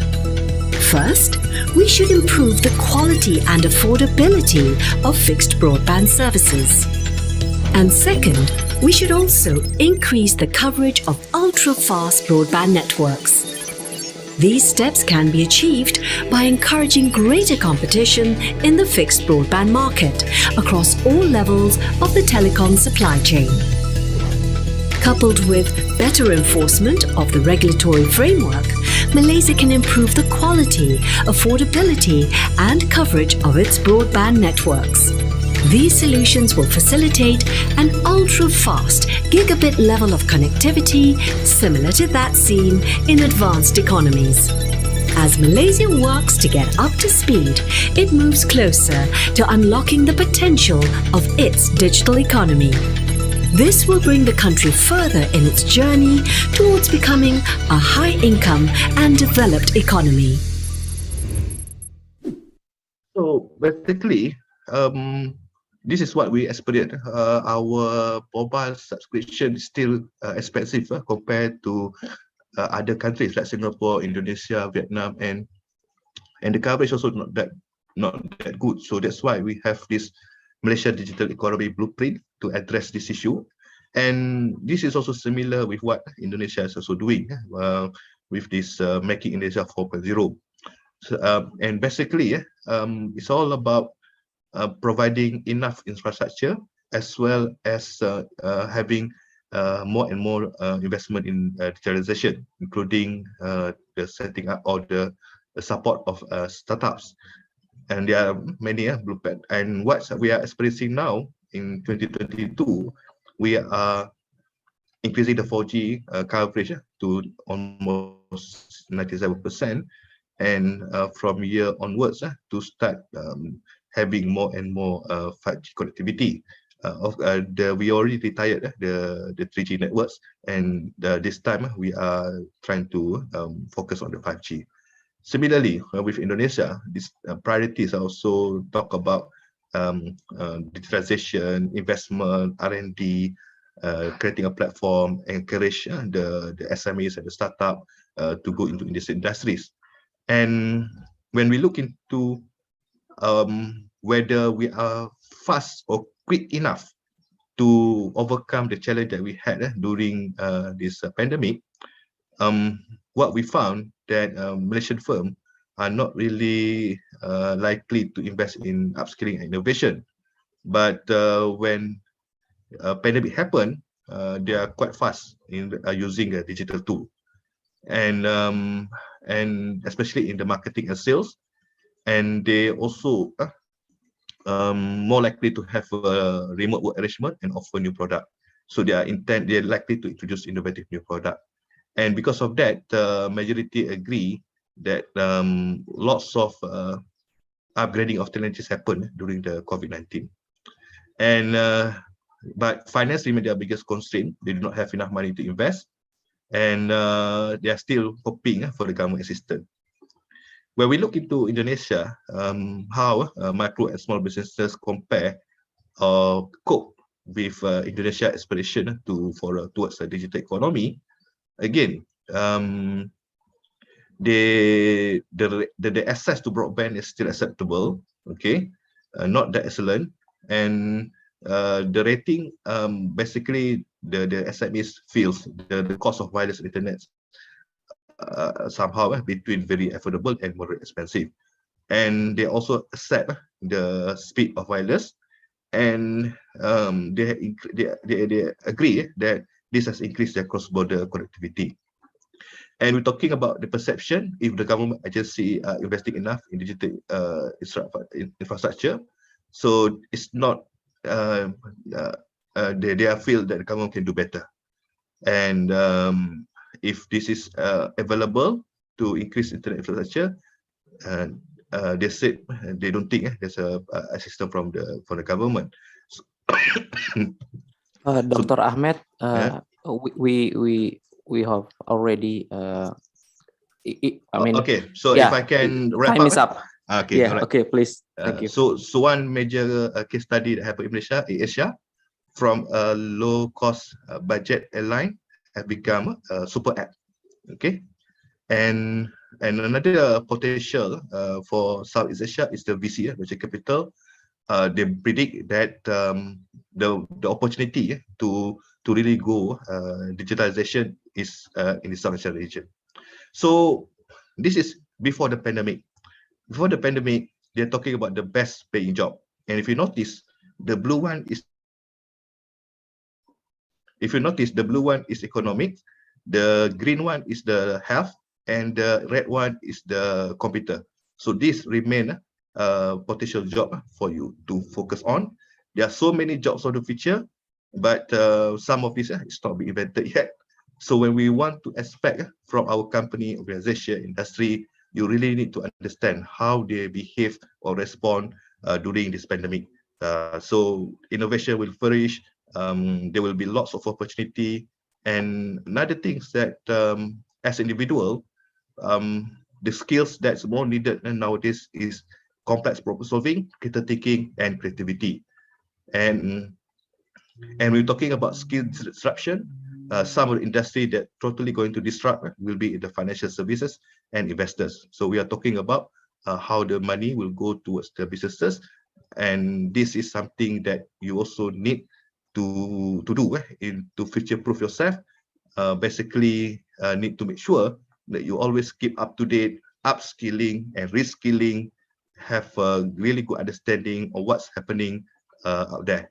So, and because of that, thank you for having me in this session. Sorry, I almost took up most of the time, but I welcome now a question from the participant. Okay, thank you so much, Dr. Ahmed Razman. Please, participant who really wants to ask, raise your hand. And while I wait for the participant to ask, maybe I can sum up a few things that Dr. Ahmed Razman provide us with the lecture.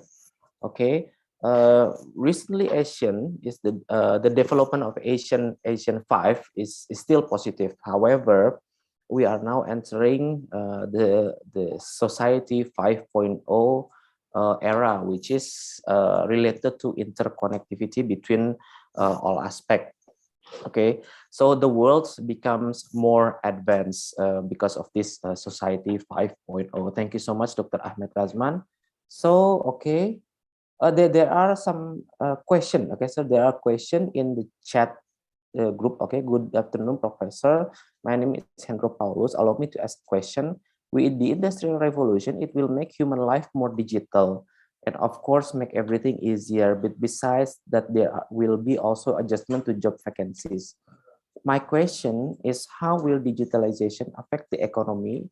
Is it actually good or bad? Because of course, digitalization will make job vacancies more several sector narrower. Okay, for example, bank tellers and bank customer service, which can be replaced with ATM, or maybe recently with mobile banking, there are no ATM again. So the person in the ATM section in the bank will, of course, will be narrowed. That can deposit and withdraw cash independently and can be done independent via smartphone to open a bank account. So in your opinion, Mr. Ahmed Razman, would you mind to explain to Hendro Paulus? Please be my guest. Okay, thank you. Whether the digitalization is going to be bad or good for the economy, well, it depends on the type of sector or industry we're talking about. So if you're talking about the financial, like I said in one of the slides, that financial at the moment suffer from serious disruption.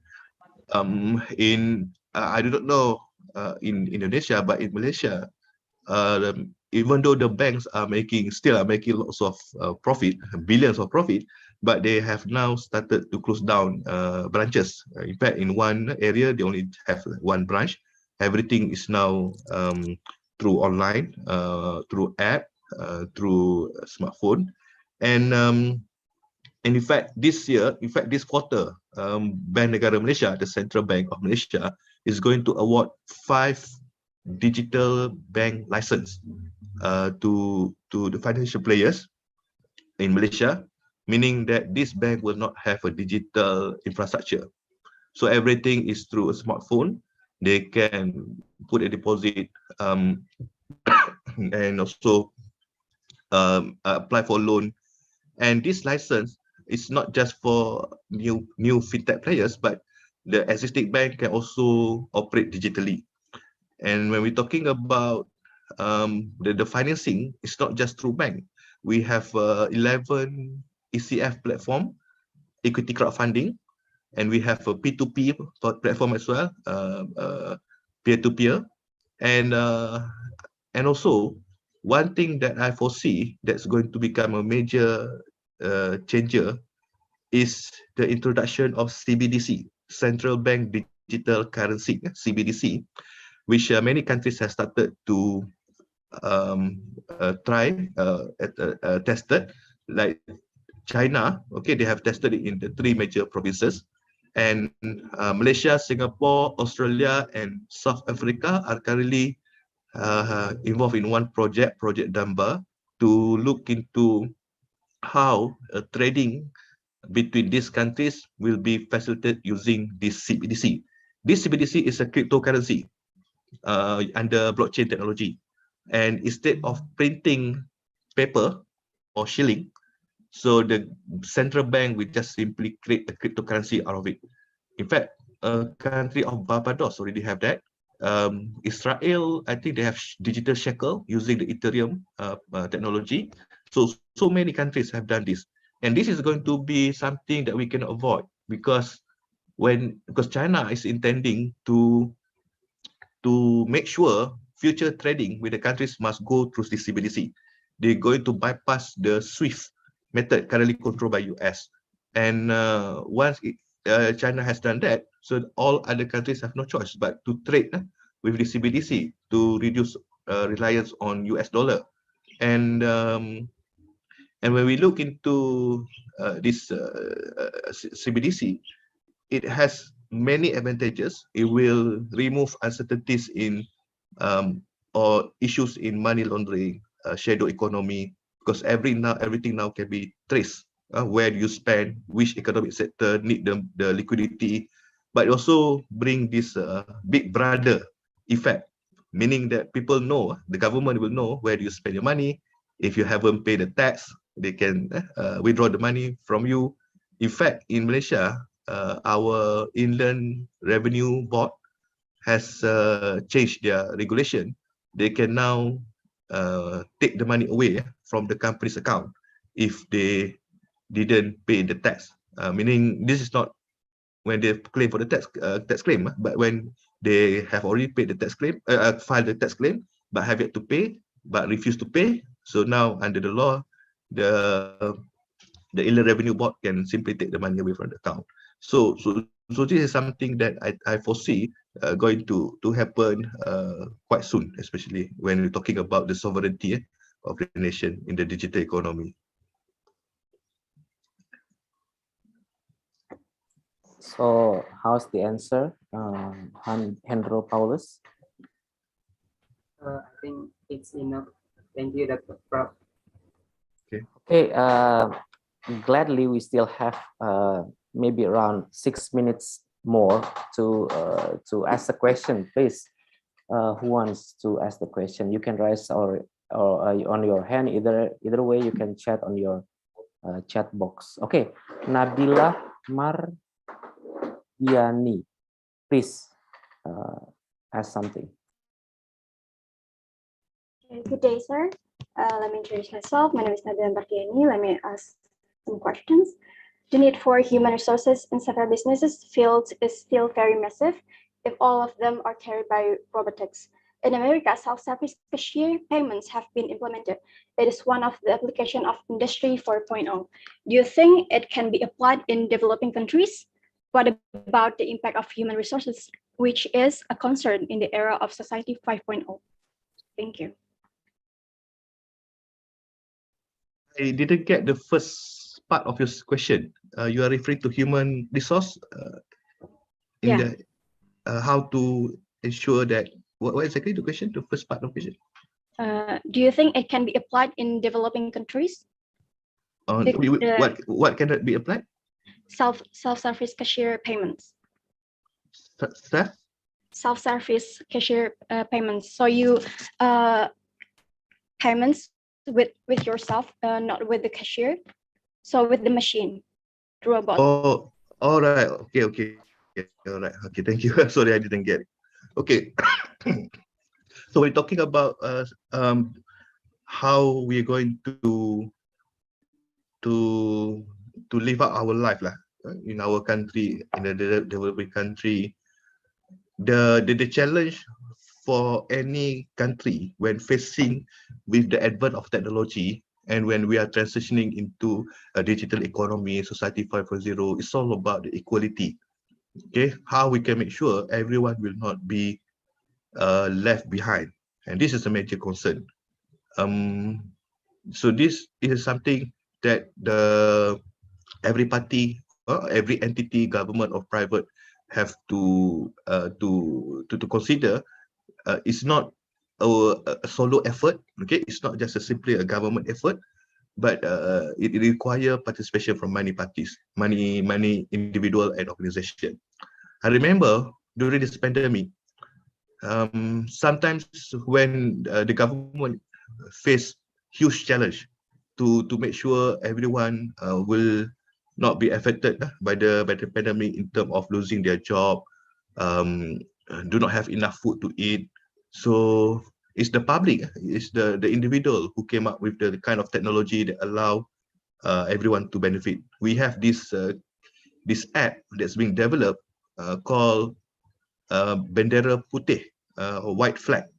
So what happened if you simply need an assistant?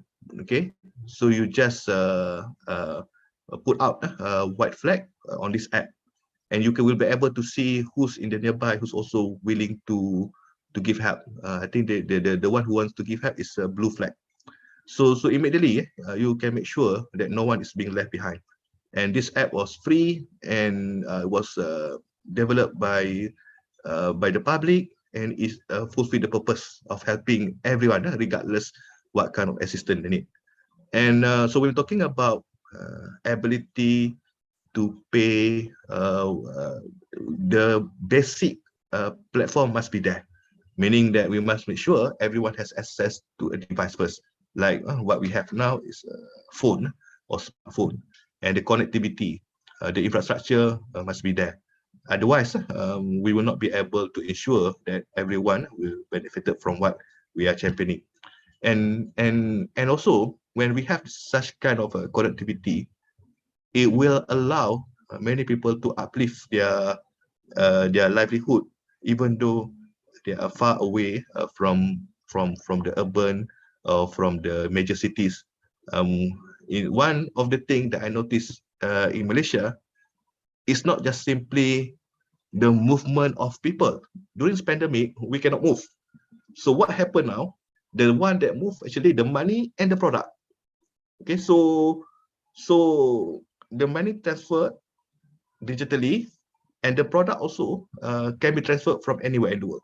Meaning the services that come up with transferring the product has become very high indeed. Okay, nowadays you can even transfer things within half an hour. Okay, if you're talking about food, even we know that we can do that because it's just a nearby. But here we're talking about even non-food product can be delivered in such a short time. And we're talking about services.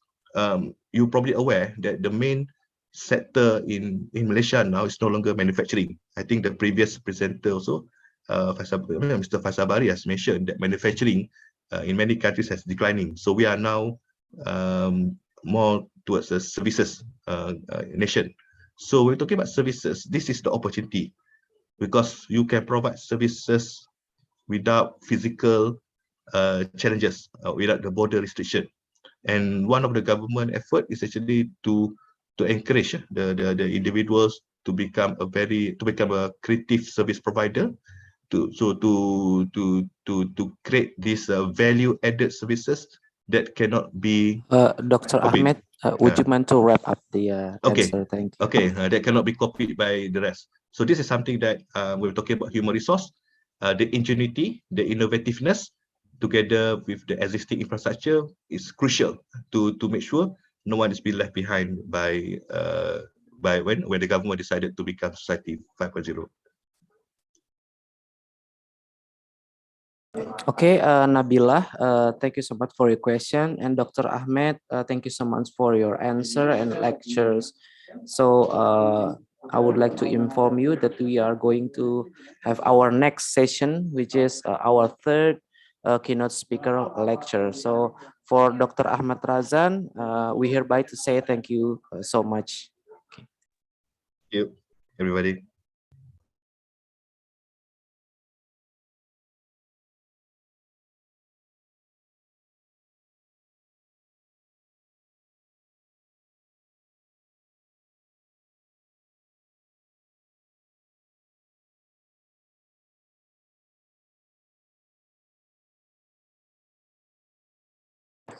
Okay, our next keynote speaker is Mr. Nurul Muhammad Zayed. Hello, sir. Yes, I'm here. Oh, all right then. So good morning. Let me introduce. Okay, good. Waalaikumsalam. Good morning to you too. Our third keynote speaker is Mr. Nurul Muhammad Zayed, PhD. Mr. Nurul Muhammad Zayed, PhD, is an assistant professor from Department of Business Administration, Daffodil International University, Dhaka, Bangladesh. Mr. Nurul Muhammad Zayed, PhD, graduate from Doctor of Philosophy or PhD in Management Science. So we are similar, Dr. Nurul Muhammad Zayed. I also Management Science and Engineering. So Dr. Nurul Muhammad Zayed is a Management Science, Techno India University, Kolkata, West Bengal, India. Am I correct, sir? Yes, you are. His research interests are economics, such as microeconomics, international economics, and finance. Wow, it's getting interested because I also have research interested in sustainable financing, sir. There are a number of significant impact publications from Mr. Nurul Muhammad Zayed, PhD, such as Regional Integrated and Determining the Vulnerability of Climate Changes in Agriculture and Food Security in South Asia. Sorry, European Journal of Business and Social Science. Okay.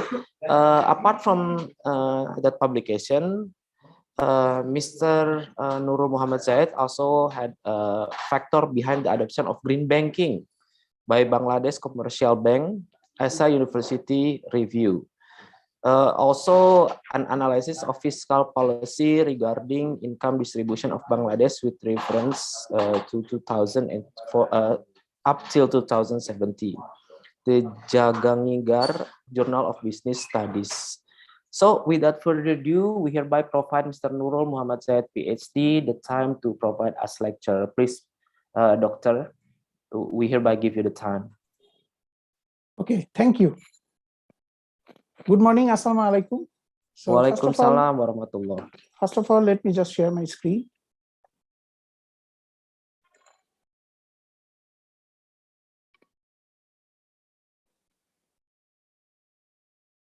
Can you see my screen? Yes, we can, sir. And you can hear me, right? Yep, of course. Okay. Okay. So we have around 30 minutes, sir. Yes, I'll not take that much time.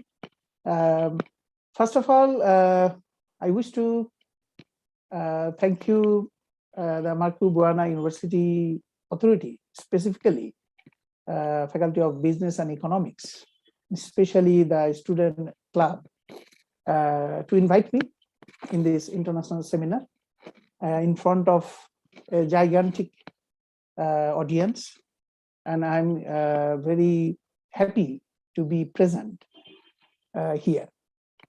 Now, I would like to make you just a bit correction. I just pursuing my PhD, and the rest of the thing are okay.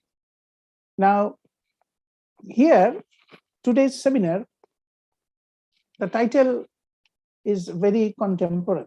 You can see that, which is competitive strategy in the era of Industrial Revolution 4 and Society 5. So both of these concepts are actually very much contemporary and interrelated as well. Now, as our focus is on the developing countries, so what I did, I just focused on few of my publications lately based on Industrial Revolution and Society 5. I just prepared my deliberation. So as the prudent moderator already given my short bio, I just wish to mention that I'm currently working at Daffodil International University, which is one of the top-ranked universities in Bangladesh. And I'm currently working at the Department of Business Administration as assistant professor. Now, let me just share with you the overview of my presentation, which is very specific. Now, you can see that. I will start with talking regarding Industrial Revolution 4, then we'll move on to Society 5, and then we'll focus a bit on digitalization, automation, and then I'll move on to IR4 revolution, the impact of IR4 on the community economy, and how the opportunities can be capitalized. I'll mention about few strategies to follow and the reason for societal issues. And finally, I'll end up my very specific and short presentation with conclusion. Now let us just start, dear participants. Now let us start with Industrial Revolution 4. As we all know that we are approaching towards Industrial Revolution 4, or on the other hand, you can say that we are already in Industrial Revolution 4 because of pandemic. Now, pandemic has given us a lesson. The major lesson is how we can adapt ourselves with the modern technology and skills so that our replications, our alternatives cannot be created. This is the main thing. This is the underlying assumption of this pandemic. And our objective should be,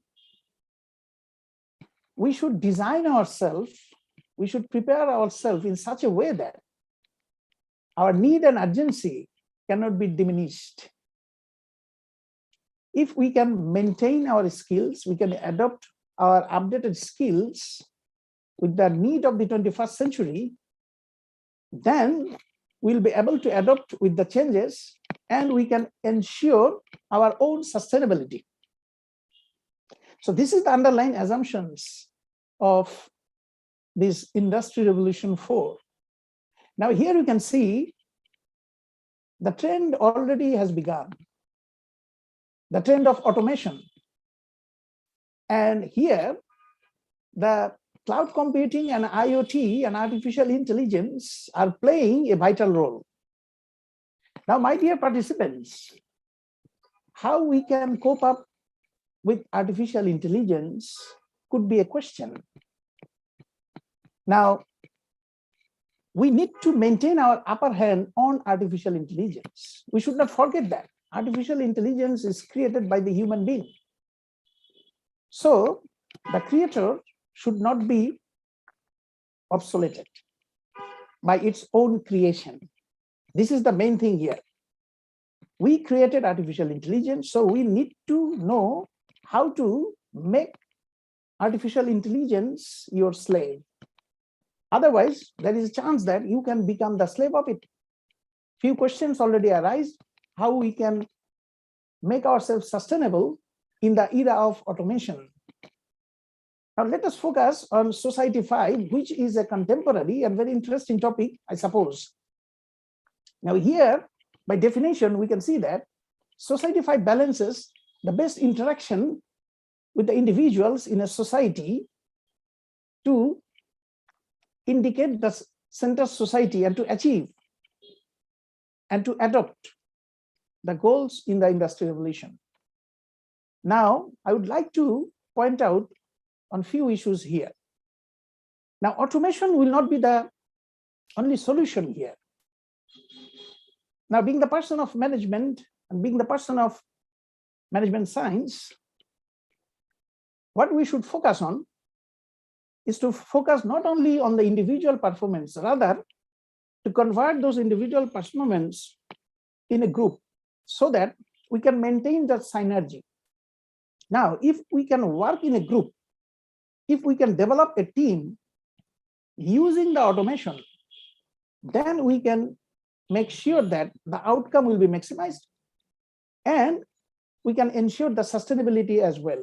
Now, for example, I wish to give an example of our university, that means Daffodil International University. What we did, as soon as the pandemic arose, we just developed few systems.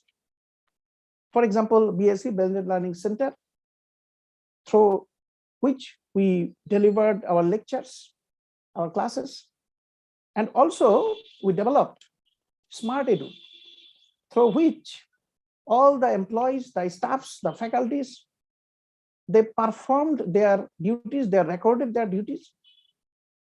And by doing that, we actually developed a system where individual performance motivated a group work. Though we were physically dispersed, but still we motivated each other. We worked in a group, in a team, and the outcome was maximized. Now let us focus on digitalization as we are talking about digitalization. Now, digitalization is actually a method, or you can say this is a way forward to the Industrial Revolution 4. Now, we were talking about digitalization before the pandemic, and due to pandemic, we were heavily dependent on digitalization. Now, because of digitalization, sustainability could be ensured, but making in mind that we are using it in a very appropriate manner. Otherwise, we will not be able to take the advantage of digitalization. Side by side, we are talking about digital economy as well. So that means the impact of digitalization on the economy. So this is one of the fundamental issues of Industrial Revolution 4. If you wish to take the opportunities in Industrial Revolution 4, then you must capitalize on digitalization. And what about automation? As I said, we are working on automation. We also applied already the automation. Now, the thing is that IIT here could be a good factor. That means the networking using the machines and devices and robots. Now, as I said, here we are actually taking the help of the artificial intelligence. Let me give you a specific example. We are using several softwares to make our life easier. We are doing research, we are doing software. So this is actually a pure example of artificial intelligence. Now, what do we need to do here? We must need to know how to use this artificial intelligence, because artificial intelligence has a limitation, which is interpretation. And we have the upper hand on those interpretations. Now that, what we need to do, we need to know how to use this artificial intelligence. Side by side, we need to know how to interpret the outcome of artificial intelligence. Otherwise, we might be in trouble, or we might become obsolete in the long run. Now let us focus on the evolution of artificial intelligence. As here you can see, I would not like to repeat the history, but I would like to say that the foundation was laid on 1784, and now we are already in the Industrial Revolution 4 on the ground of automation, monitoring tracks, reality, networking, industrial IoT, sensors, security, and so many things. And now, in the era of digitalization and automation, we need to focus on these issues. We need to develop skills on these issues. Now, studying only economics and business will not help alone in the current era. We must have the technical knowledge of economics, business, for sure, but side by side, we need to develop the automation process. We need to know this artificial intelligence. We need to know how to keep our data secured. We need to know how to use industrial IoT and etc. And finally, we need to monitor these activities, my dear participants. Otherwise, what will happen? We'll not be able to take the feedbacks, and we will not be able to take corrections or do few corrections to improve ourselves. Now, as far as the impact of Industrial Revolution on the community economy is concerned, here you can see that artificial intelligence is one of the major issues, as I said. Now, we need to use the opportunities. We need to use the capabilities, algorithms. Now, the most interesting thing is that customs, cultures, and legal ethics are a vital issue here, as we are actually focusing today on the Asian developing countries. So we need to also focus on our culture, on our moral codes and ethical issues. Now, this could seem interesting and also unusual for some of you. Let me clear about these issues. Now, how culture might affect Industrial Revolution 4. Now, you need to know first, what are the components of culture? Culture not only associated with customs and languages and what we eat, that means the food habit. Culture is also associated in our day-to-day activities, what we do in daily basis. Now, if you wish to improve the economic conditions of the Asian developing countries, you need to maintain the culture of adopting these artificial intelligence like the developed countries are adopting. And also you need to focus on the ethical issues, because without maintaining the ethical codes and contracts, you'll not be able to do as much as the developed countries. Now here, few statistics are given to make you understand that how product and services and the other decisive factors are affecting the community in the economy. Like most of the other factors, 60% of the impact are being created by the product and services. That's why we are actually concerned about our sustainability, because we need to produce or manufacture these products and services with the aid of artificial intelligence, automation, and the other technical tools we are talking about. Now, if we can adopt with those artificial intelligence and other automation technology, then what will happen? We'll not be able to add value to our certain organizations, will not be able to provide products and services as faster as we can, and we might lose our compatibility, our sustainability, because our competitors will provide those services very fast.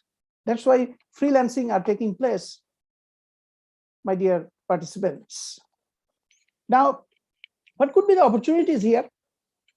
There could be a lot of opportunities. Also, there could be a few challenges as well. Now, as far as the opportunities are concerned, if we apply the business models provided by few economists and scientists, then we might increase the interact with the aid of the computing power, and we might be able to sustain in this Industrial Revolution 4 era. Because it is all about providing the goods and services to make yourself compatible enough so that you can provide those goods and services faster with maintaining the quality better than your competitors. Now, there could be few strategies to follow, my dear participants.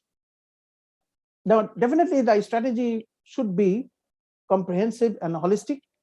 There is no doubt about it.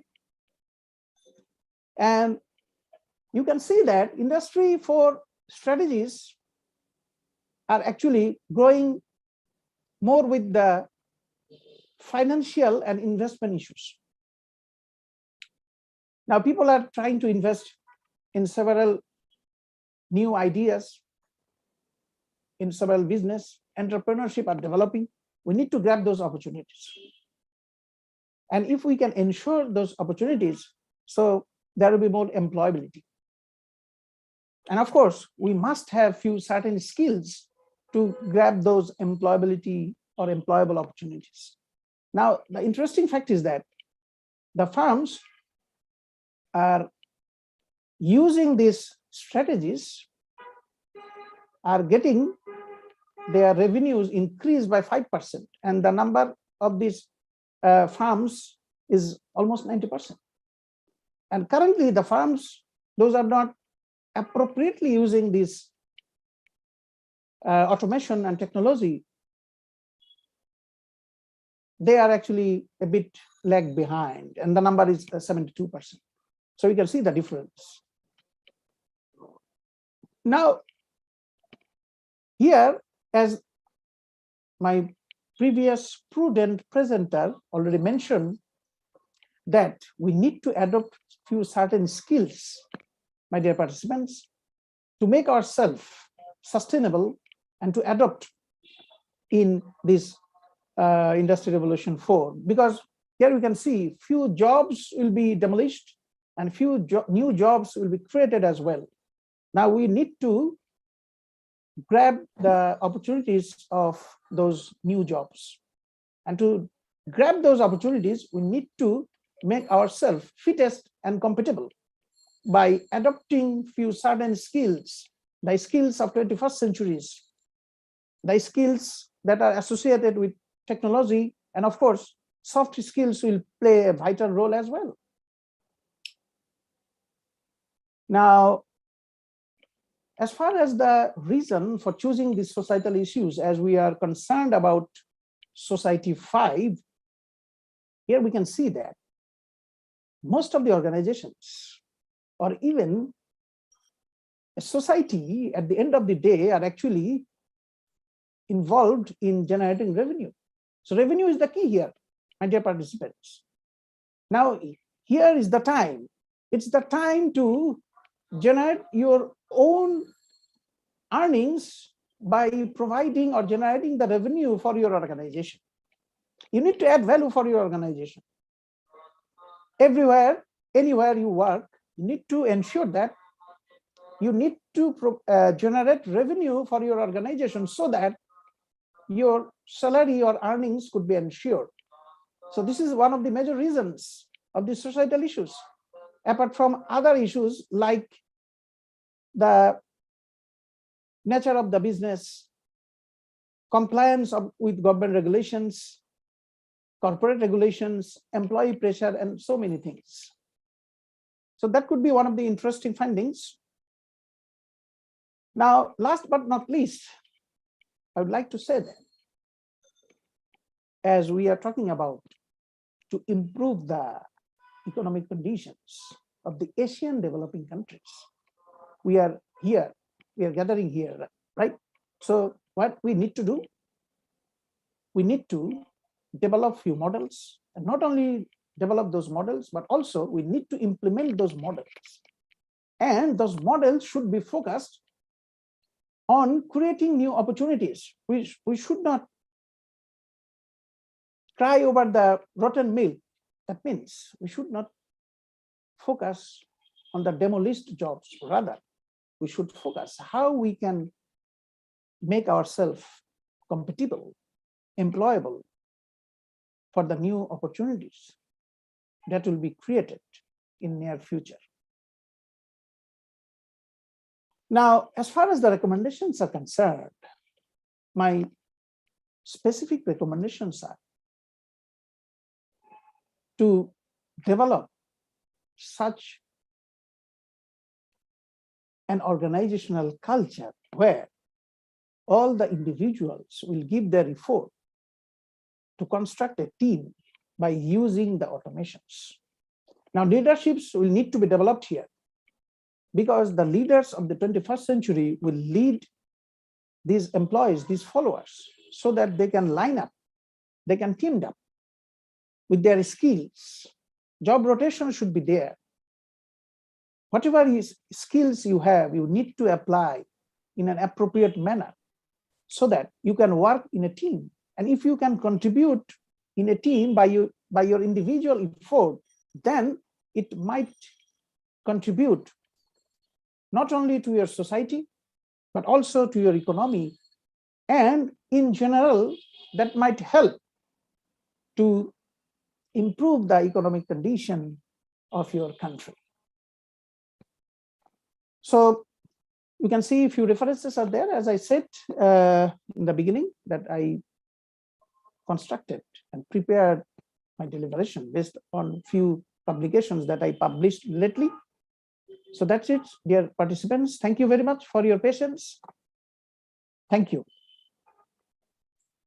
Okay, thank you so much, Mr. Nur Muhammad Zayed, for your excellent lecture. Okay, while we wait for the participant to ask some question, allow me to conclude a few of significant conclusion from your presentation, Doctor. Okay, Industry 4.0. Okay, AI or artificial intelligence is a part of human creation, so that we should treat the AI itself like a slave. Don't be like the other way around. Okay, AI have limitation, which is interpretation. So that if we are what do you call that, asking the AI for decision making, it will provide us some negative result. Okay, so because of there are limitation from AI, Industrial 4.0, then we will need Society 5.0. Okay, so how can we do from Society 5.0? So we can develop model and implement. Model must create opportunity, not focus on what job will be demolished, but focus on how we can be employed. So this is some conclusion, significant point from Mr. Nur Muhammad Zayed. And then, okay, there are, wait a second, sir. Okay. Wait. Okay, for the question, good afternoon, sir, from Hendro Paulus again. Okay, in the Industrial Revolution 4.0, of course, there is digitalization, which one develop faster. It is digitalization or the ability of the community to adapt life from existing development. Then what is your opinion, sir? If there are some people who find it difficult to follow the development of digitalization for various reasons, such as culture, economy, and other, while IR continues to progress. So, in my opinion, this question is related to maybe some minor part from the society which is cannot follow the development of the industrial and Society 5.0. Please, Dr. Nur Muhammad Zayed, would you mind to explain to the audience about this question? Thank you, sir. Thank you. Thank you very much, dear Mr. Prudent Moderator. And thank you for the question. This is a very interesting question, I must say. Actually, the concept behind this question was in my mind, and we are actually working on it in Bangladesh and also in our university. We always focus on the minority groups in every aspect. Now, the question is specifically on those minority groups who might be deprived of this modern technology or digitalization. Now, the thing is that here, that could be a serious example 717 participants are participating in this seminar. And I came to know that this seminar is actually for the students and also for the academicians. Now, this could be one of the initiative how we can engage those minority people as well. Large number of gatherings, sharing of ideas, and sharing of technologies. Now, just let me give you one example. Now, we can share our devices, we can share our technology with the minority people, with the minority group. If we can share the vaccines with the minority people, then definitely we can share our devices, our technology, new ideas with these minority people, because you never know how a person or an individual can come up with few ideas if we can provide them the opportunity. Now, here you can see we are ensuring vaccines for each and every people in every country. Now, this is one of the examples. So if we can do that, definitely we can also include those minority people, especially who are deprived of this digital technology. We are using handset, each and every people. Why we don't download few apps in our mobile set and use the technology? Now, say for example, one of the participants asked to the previous presenter that how we can deposit money. Now, that could be one of the examples. Now, in the commercial sectors, all of the people, including the minority people, are taking the services of these financial institutions. So if they can engage each and every people to their services system, we can also do that. So for example, if you provide scholarships to the poor students, that means you are actually focusing on the students who could be deprived of higher education. So that's how we can engage all of the minority groups to this technology. We don't need to push them. We just need to develop such a system where each and everything will be digitalized. Recently, in our university, we adopted a few systems. Each and everything is going on using the cards. So that means we are actually focusing on these issues, and we need to share each and everything. We need to share our ideas. We need to share our models.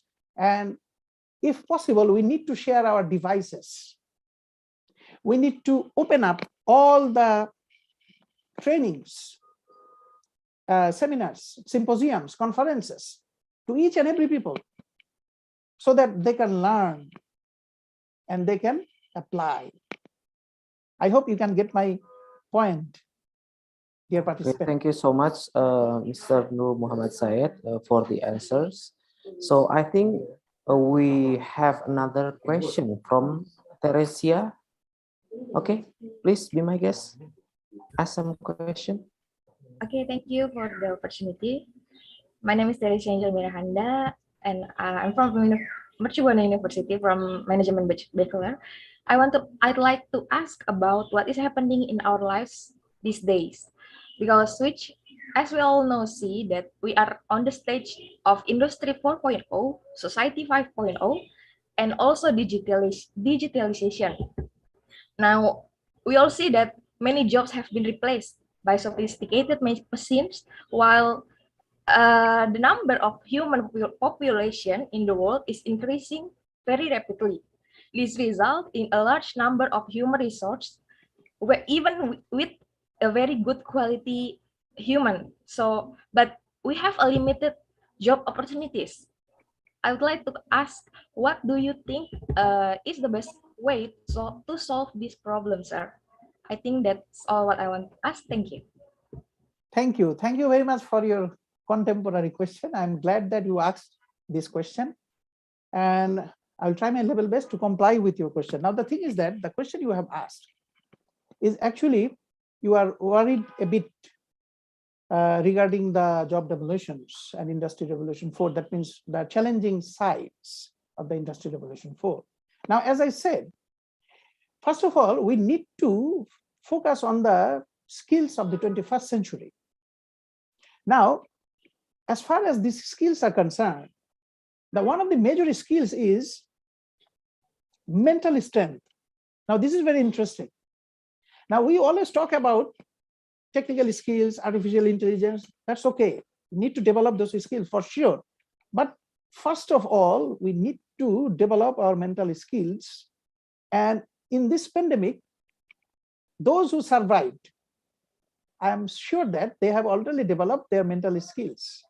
Now you need to mentally strong first. And if you are mentally strong, then what you will do, you'll not think about the demolished jobs. Rather, you will focus about the jobs that will be created in near future. Now, from now on, we need to develop the curriculum in such a way that the jobs that might be created, we can focus on those issues. We can deliver lectures to our students. We can incorporate those methodology, those terms and technology to our curriculum so that students from now on, from the first year of the university life, can learn about those things. Not only the theoretical issues, but also the practical issues that will help them to be capitalizing and to be adopted in the upcoming job market. We'll talk about the skills. We'll learn them. We'll teach them how to do research. That could be one of the major issues. If you can focus on research, you can be absorbed by any sector, because research is one of the area where artificial intelligence can give you the data, the computed data, but you must have give your effort, your intelligence to come up with the outcomes. So this is one of the issue here. The other thing might happen here, that you must prepare yourself day by day. Each day you need to learn something, what the employers are looking for. So for example, freelancing is getting very popular nowadays. So you can focus on it. Not necessarily you need to do freelancing, but the skills and ideas freelancers are using, if you can focus on those issues, the new skills and technology employers are looking for, if you focus on these issues, I'm more than sure that our today's generation will never be deprived of the upcoming challenges. Rather than they will make themselves fittest for the upcoming challenges. For example, you have arranged a seminar based on this contemporary issue. Let me tell you, you are already in the skill development process. You are talking about the skills that should be required in the 21st century. Other people will also do that. You are learning from each other. You are inviting the experts and learning from them.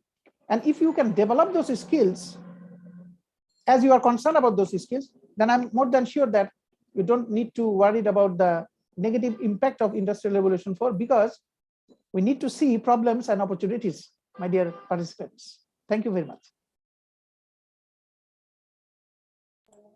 Oh, such a nice answer. It's also such a nice question.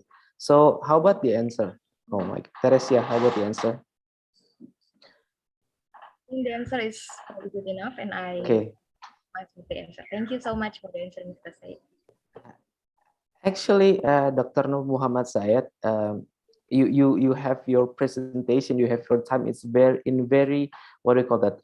Your time management is the best, sir, if I may say to you. So we still have more time to have one more question, I think, up till 11, wait a second, up till 11:25 in Indonesian time. Okay, please, who else do you want to ask? Please raise your hand. We still have time.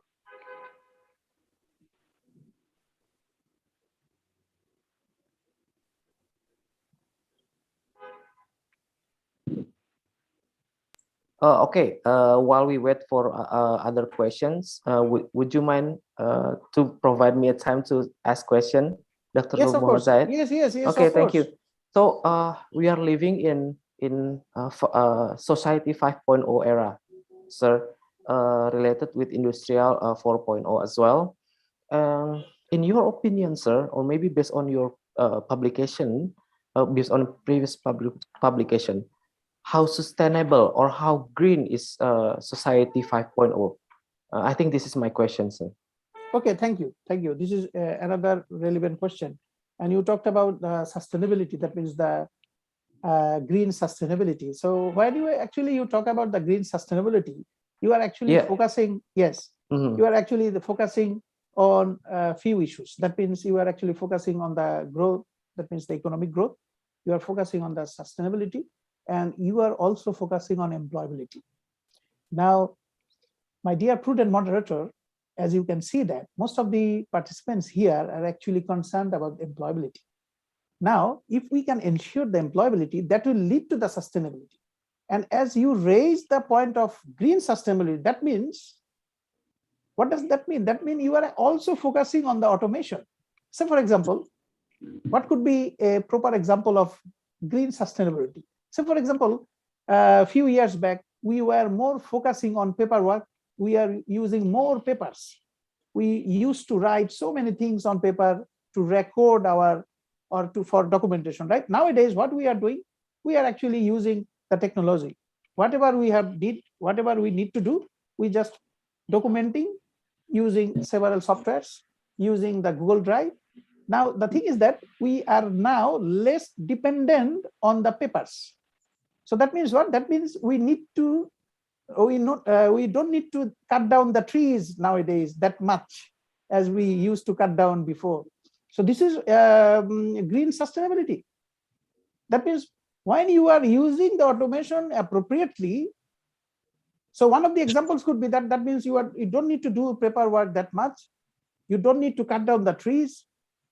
So that means what? That means you are actually ensuring the green sustainability. Now, let's get back to your question. Now, automation, as I mentioned in my presentation, is one of the major indicators of digitalization, and how you are using automation, that will make you ensure that you are also maintaining the green sustainability.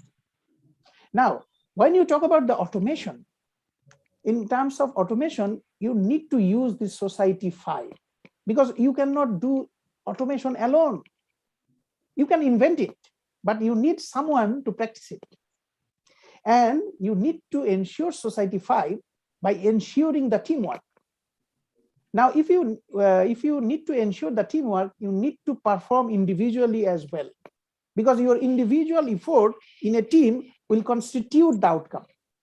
So you need to use the automation. You need to perform individually in a team. You need a good leader.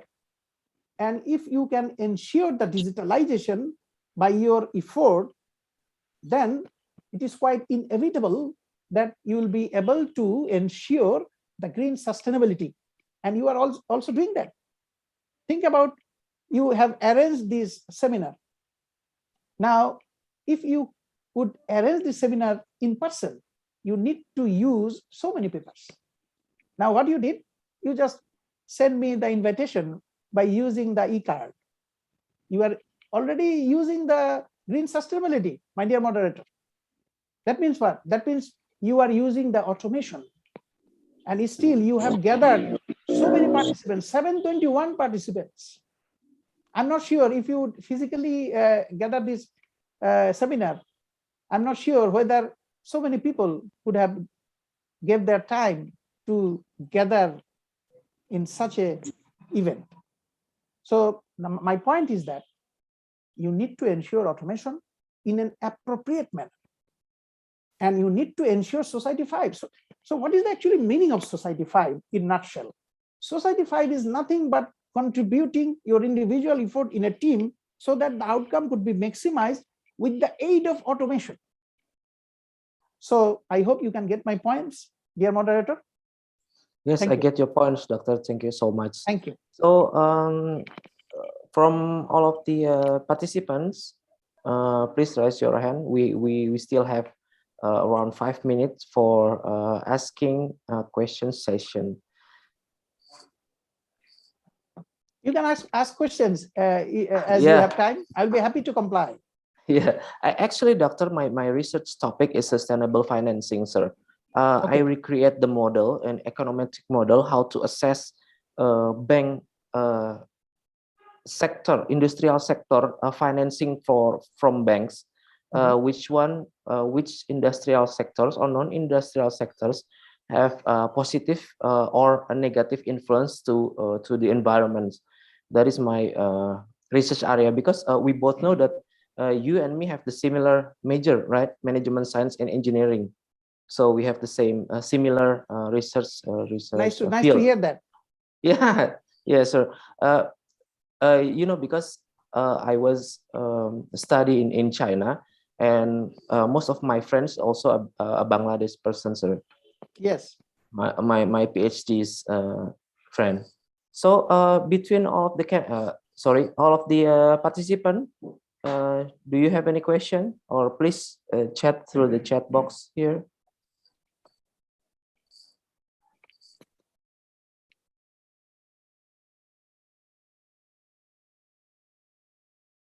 As you have time, if you don't have any question in your mind, you can share your ideas as well. Dear participants. Yeah. If you have any ideas based on my lecture, you can also do that. It is not from me. It is not for me. Okay.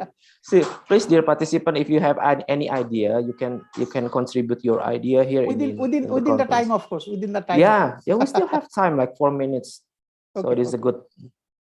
So actually, related to sustainability, doctor.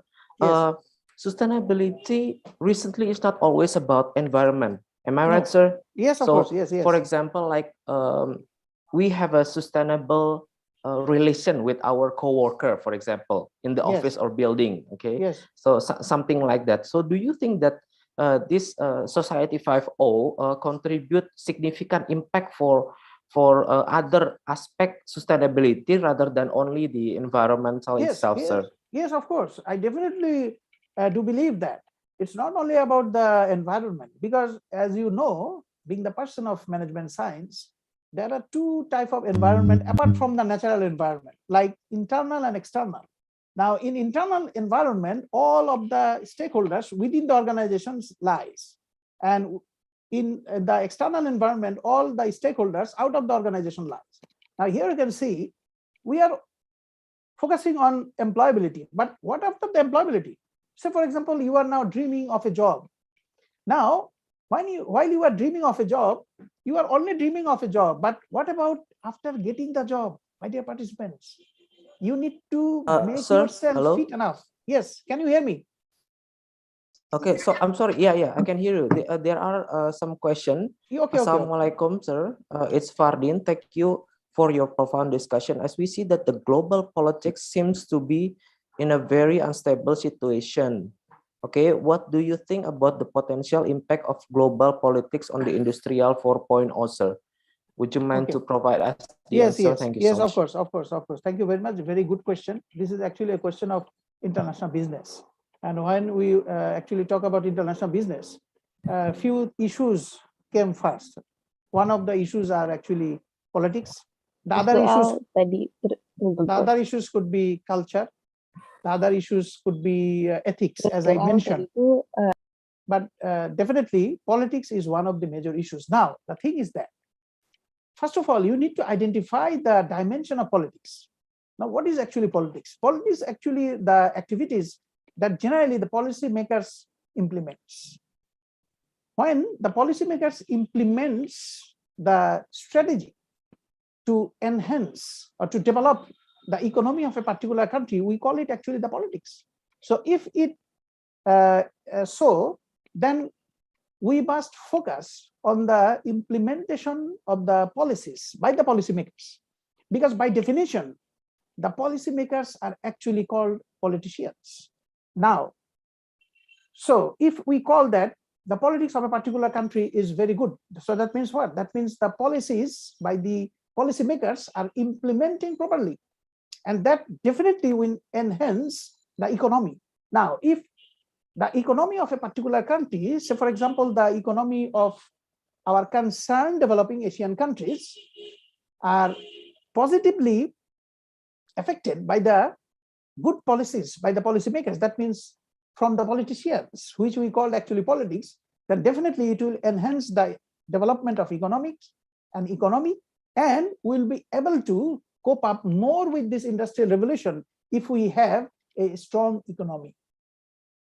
And now here, let me just add one more thing.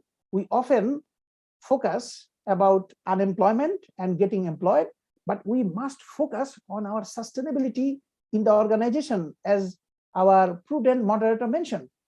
Don't think about just getting a job. Think about how you can sustain within the organization for a long period of time. You need to ensure that you have the fittest abilities and skills to sustain in a long period of time. And definitely, if you have the appropriate policy implemented by the policymakers, then it will be easier for you to cope up with the new policies and also implement your ideas in your organizations. That will be key, my dear participants. Thank you. Okay, thank you so much, Doctor, for your wonderful conclusion.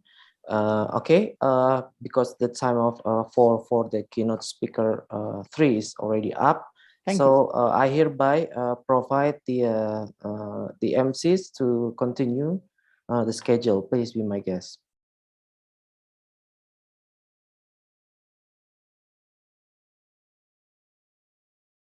Thank you so much, Dr. Nur Muhammad Zayed. Thank you. Thank you. It's Thank very you very much. valuable Yes, thank knowledge you. for me and for the participants. Thank you. In conclusion, I would like to just say that thank you very much again for inviting me in such a seminar where large number of audience are gathered.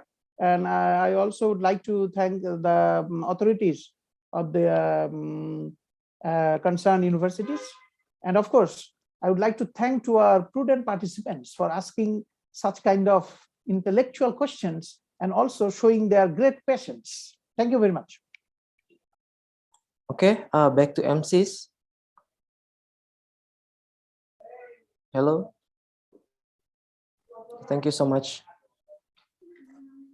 Thank you, Mr. Aditya, who has been hosting the event so far. And now we will take over the event.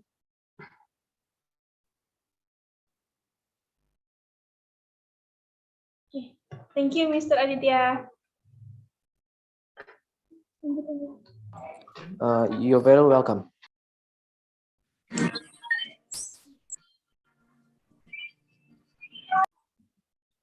Hello, participants. How about the materials? Do you understand what the speaker said? Lutfi, I think they are really listen to every materials. So exactly, they get a lot of new knowledge. Now, we go to the next agenda. Okay, we have a game for you, all participants. Who can guess what the game? Okay. What is the game, Lutfi? And the game is to guess the name of the country on screen. So this game have the rules, and the rules are: first, the operator will show screen the flag of any country, and we will counting down from 3. Second, if you know the answer country of the flag, you have to raise hand first. Third, the MC, we will invite you to answer, and you have to open your microphone.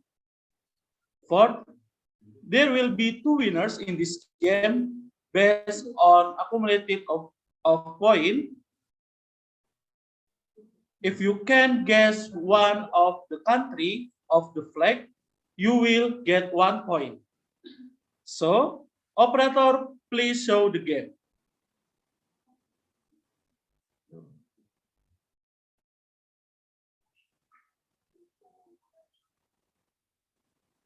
okay, everyone. Operator, please show the game. There's 1 question.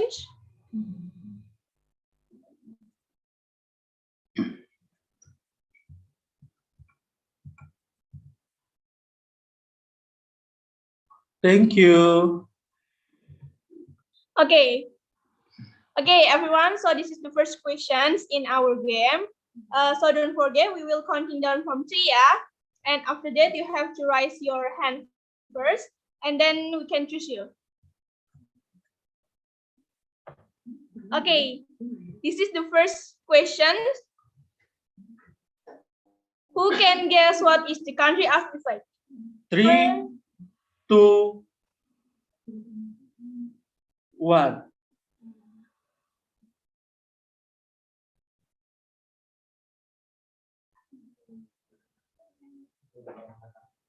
Okay. Wait, we say.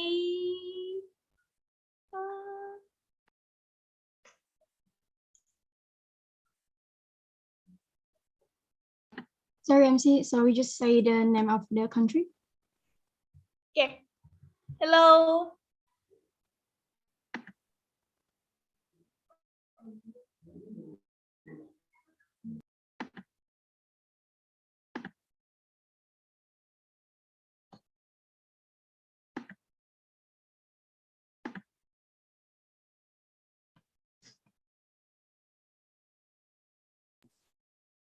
Okay, I'm sorry, everyone. Please, before we say 3, 2, 1, before counting down, you have to close your right hand, and we will try again. Please close your hand. Okay, we will try. Don't raise hand before we finish counting down until 1. Okay, everybody, get ready. Please, for Juan Wairul.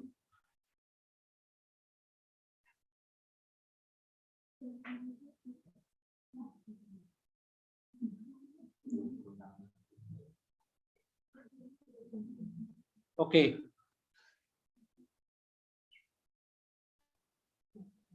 Three, 2, 1. Okay, we will find to Mr.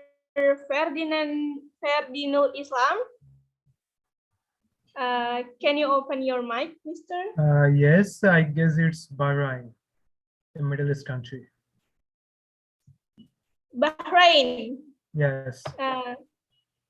Okay, is it true or false, Dafa? Congrats, it's true. Yay, you get 1 point, Mister. Oh, thank you. Congratulations, Congratulations. Mr. Ferdinand Islam. Get ready for the second question, okay? Okay, operator, next to the next questions. Okay, everyone.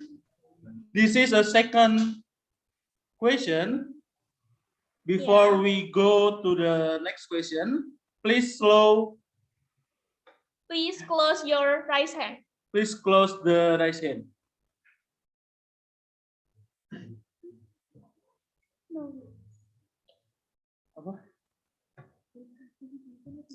Okay. Please lower your hand rise first.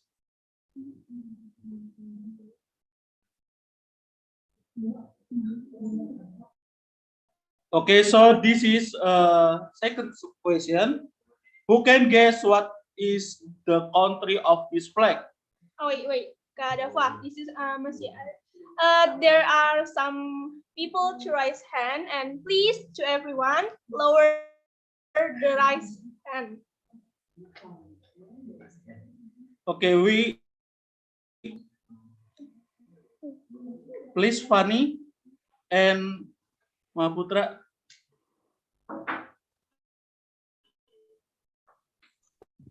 Lower your right hand, please.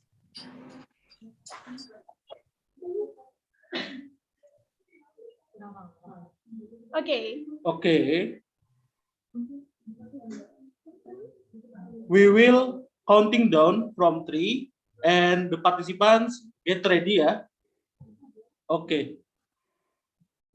3, 2, 1.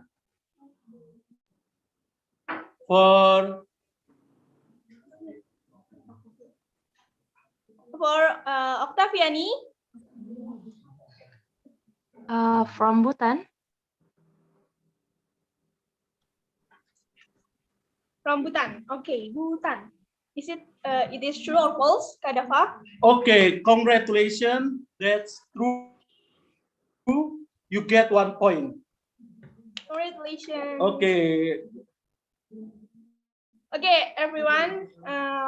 Before we next to the next questions, we remind you all to lower your right hand first. Sorry, before you lower your right hand, we don't continuing the question. Okay. Okay, please show the next questions, operator. Thank you. Okay, everyone. This is the third question. Our game.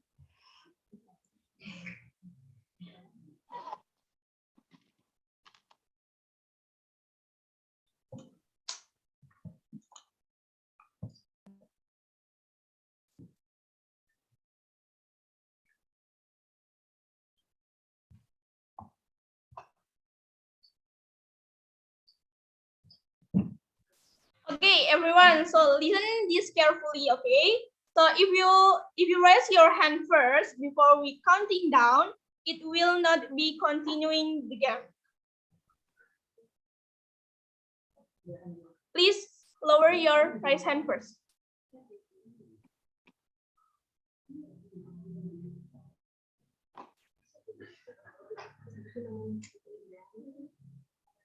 To Juan Hoirul, Yunita, and Surya, please lower your hand first.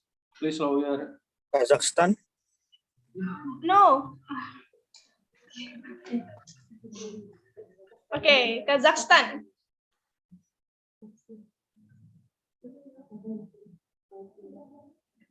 Is it true or false? Okay, that's true. But we haven't to counting down. That is, we skip to the next question. I'm Sorry. Juan. Your question is not to count, yeah. Okay, next to the next question. This is a fourth question. Please, participant, please lower your hand rise first. Low raise, low raise. Okay. Please wait until we count. Okay, guys. These participants really enthusiastic, yeah. So really excited for this game, Kadafa. Okay. I don't know where I want to choose, yeah, because them very excited before we counting down. Him raise hand first. Wow. Okay, we will count, yeah. For the participants has been raise hand, please lower your right hand first. In bahasa, tolong turunkan raise hand-nya terlebih dahulu. Ya, sebelum kami memulai untuk game berikutnya. Kalau belum diturunin, belum dimulai gamenya. Okay, we will counting down from 3, 2, 1. Ding, ding, ding. Yay. Okay, for Nabila. It's Lebanon. Please open your mic. And where do you come from? I'm from Indonesia. Okay, Okay. from Indonesia. Okay, Nabila, what is the country of this play? I guess it's Lebanon. Lebanon. Lebanon. Is it Lebanon? Is it true or false, Kadafa? True or false? Okay, that's true. Congratulations, you get 1 point, Nabila. Woo! Okay, to operator, please slide to the next question. Okay, this is 5 questions. And for participants all, please lower your hand first. we remind you to lower your right hand turunin first. dulu right hand-nya, dimohon. In bahasa, tolong diturunkan dulu. raise hand-nya biar kita lanjutkan kembali. Ya. Ini masih ada yang raise kan? Tolong diturunin dulu. Oke, masih ada yang raise hand. Oke. Nah. Okay. Next question. Who can guess what is the country of this flag? And we will counting down from 3, 2, 1. And if you no, not yet, guys. Not yet, guys. Sorry, guys. Well, give applause for all participants. Really excited, really enjoy the games.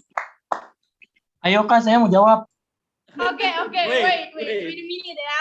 Wait a minute. Okay, Kak Dava? Yeah. Okay. We will counting down. 3, 2, 1. Nah. Okay, Sharif Akley. Okay, please open your mic. And where do you come from, Sharif? I'm from Mercu Buana, from Indonesia. I choose Maldives. Yeah. Okay, what your answer? Maldives, Kak. Maldives. Is it true or false? Operator, can you slideshow in the next? Okay, that's true. Congratulations. You get 1 point, sir. Okay. Okay, participants. Wow, you are really excited for this game, but we are sorry to say the game have to end it, and we found 2 winners that we will announce to the end agenda. Okay, stay tuned, guys. Stay tuned for the next agenda, ya. Okay, ladies and gentlemen, after we have fun, now it is a break time. Give you 40 minutes. Please use time kindly. Sorry, the microphone, please. Yeah. Thank you. Now it is a break time. We give you 40 minutes. Please use the time kindly. Please do not leave the Zoom room. And you can turn off the camera and mute the microphone. Participants get ready in 12:15 GMT +7. See you. See you. Don't leave, ya. Please Don't stay leave in and stay Zoom room. tuned.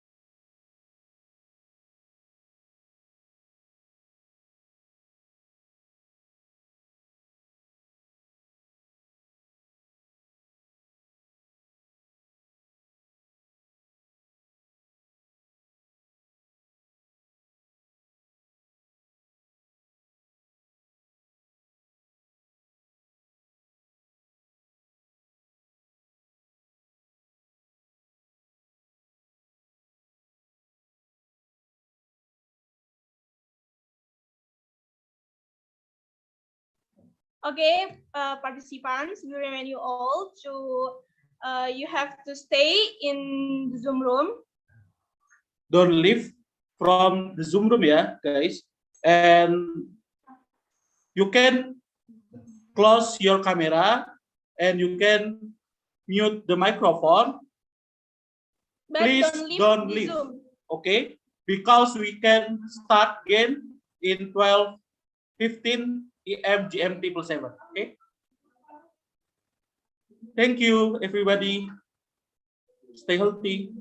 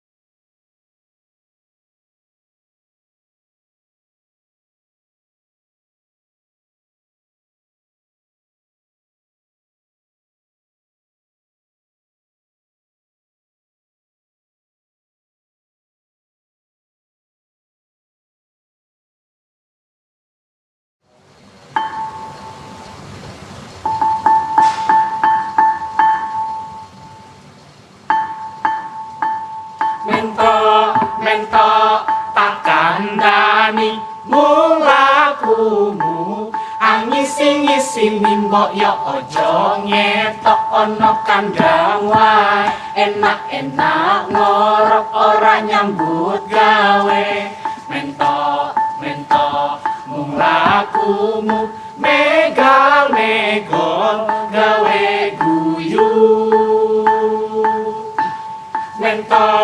mentok tak kandani mung lakumu angisi-ngisi mbok yo ojo ngetok ono kandang wae enak-enak ngorok ora nyambut gawe mentok mung lakumu megal-megol gawe guyu.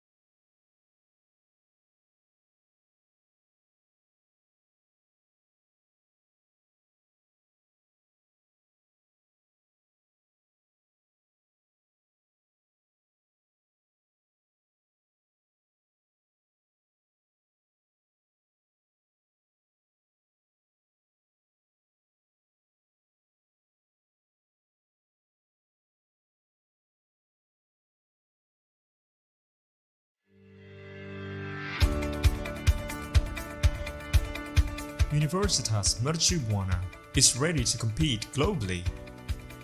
Universitas Mercu Buana has achieved institutional accreditation with A rating from National Accreditation Board for Higher Education, ranked 27th nationally from Webometric, ranked 37th nationally from 4ICU, and 49th on the Ministry of Research Technology and Higher Education.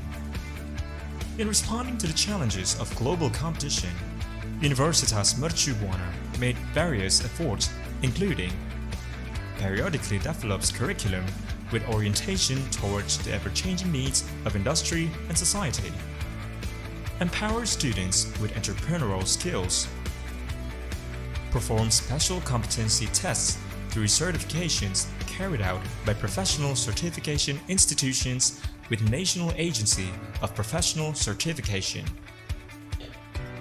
develops students' English skills especially for conversation, organizes English classes with insights of international culture, actively supports students to participate on international competitions.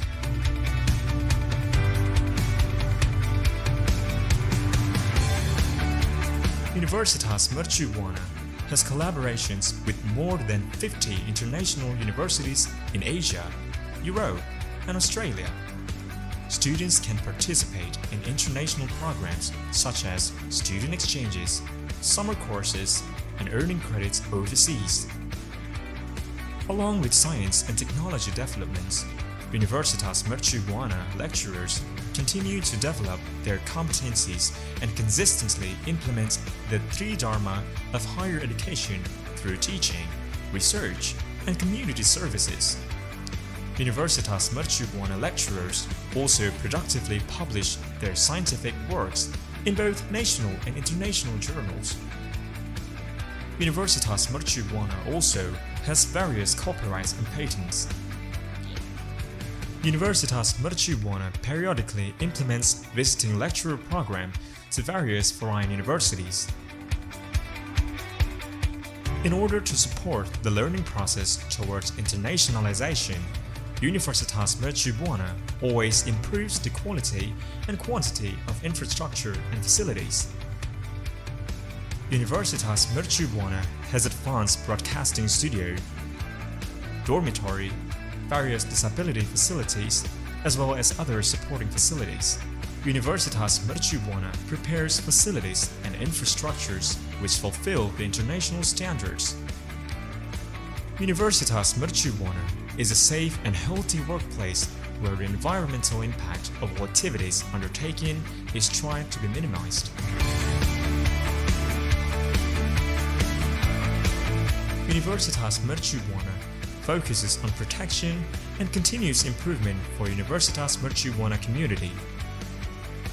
Universitas Mercu Buana also facilitated disaster mitigation training for all community members. Universitas Mercu Buana, go international, we can!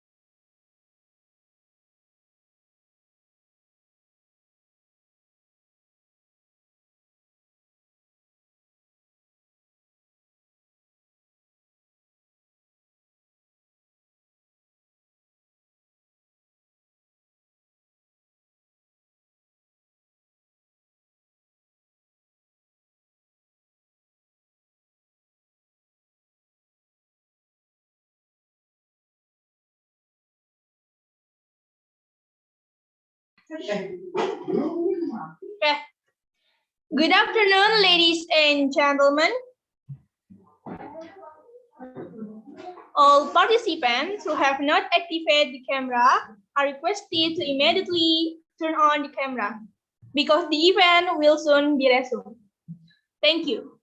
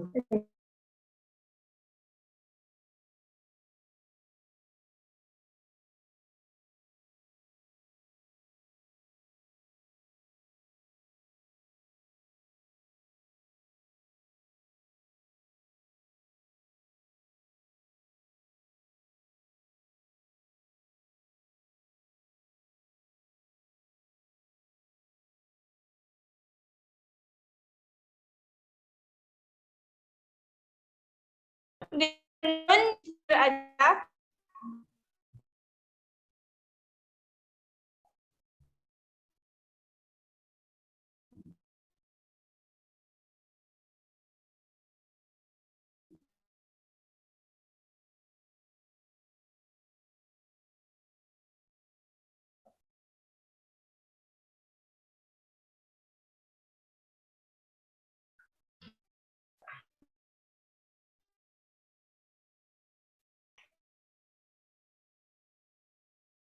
Okay, we remind again for the all participants who have not activated the camera are requested to immediately turn on the camera.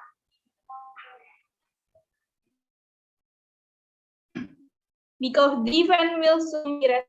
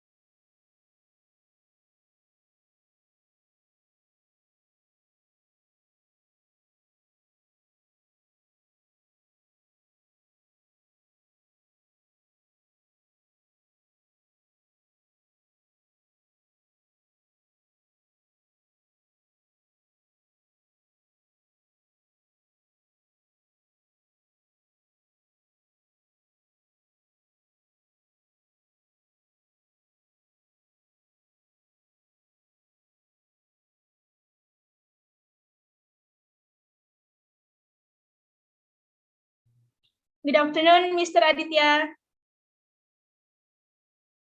Hello. So Yeah. your connection a little bit unstable, isn't it? So I just sorry. hear you just recently. So shall we begin? Yes.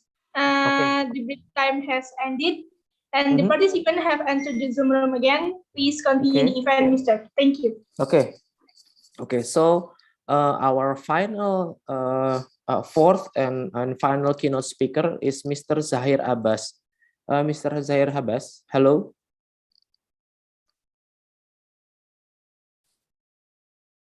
Did he already answer, Drew? Hello, yes. Oh, Yes, okay. I'm listening you. Okay, Dr. Zahir Abbas. Okay, thank you so much. Before we start the lecture, allow me to read a brief of your resume. Okay, Sure. Dr. Zahir Abbas. Did I spell your name correctly, sir? Hello, yes, I'm listening. Hello, check. Okay, so Dr. Zahir Abbas is a Pakistani, right, sir? So, up, sir. Hello, check. Hello, Dr. Zahir Hello. Abbas, can you hear me? Can you hear me? Yes, yes, I am Okay. listening. Okay, continue. Kasen hand up, sir. मैं ठीक हूँ, I am fine. Okay. Oh, amazing. So Zahir Abbas, MSc, MPhil, PhD. Okay, so Dr. Zahir Abbas is degree in economic in Quaid-e-Azam University, Islamabad, Pakistan. Am I correctly, sir? Yes, yes, I am listening. Yes, मैं ठीक ठाक हूँ जी, आप कैसे हैं? Such as economic growth development. कैसे हो? Economic growth and development, international trade and finance and energy economy. So I found the international conference. So if I'm not mistaken, okay, Dr. Zahir Abbas is he has an interest. Okay, the sustainability also. Yes. Real in empirical evidence from middle income and high income countries. Okay, yes. And then there are also understanding the dynamic of energy consumption in BRIC countries, an application of LMDI, long mean in international conference. Oh my God, energy growth nexus. Okay, energy growth nexus, evidence from developed and developing countries presented in international conference also. So without further ado, we hereby provide Dr. Zahir Abbas to give us the lecture. So please, Dr. Zahir Abbas, you may have the time. Thank you, Mr. Aditya, for a brief introduction of mine. I am really thankful to you. Here I'm feeling some issue regarding the internet from your side. I am not listening very well yet. However, I'm trying to convey my message to whole of the participants. Thank you very much again for the introduction. So first of all, let me share.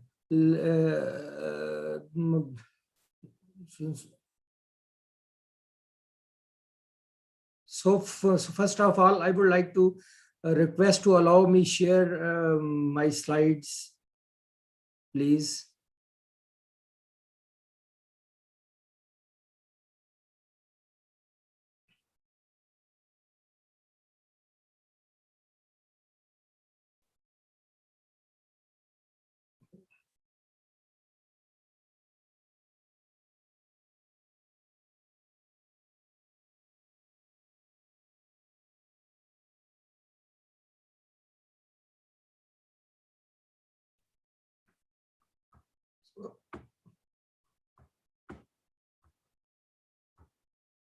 Thank you very much to allow me share the slides. Are you can see my slides here or not? Yes, we can, sir. Thank you so much. So it's fine, Ji. To start with the greatest name of Almighty Allah, most gracious and merciful.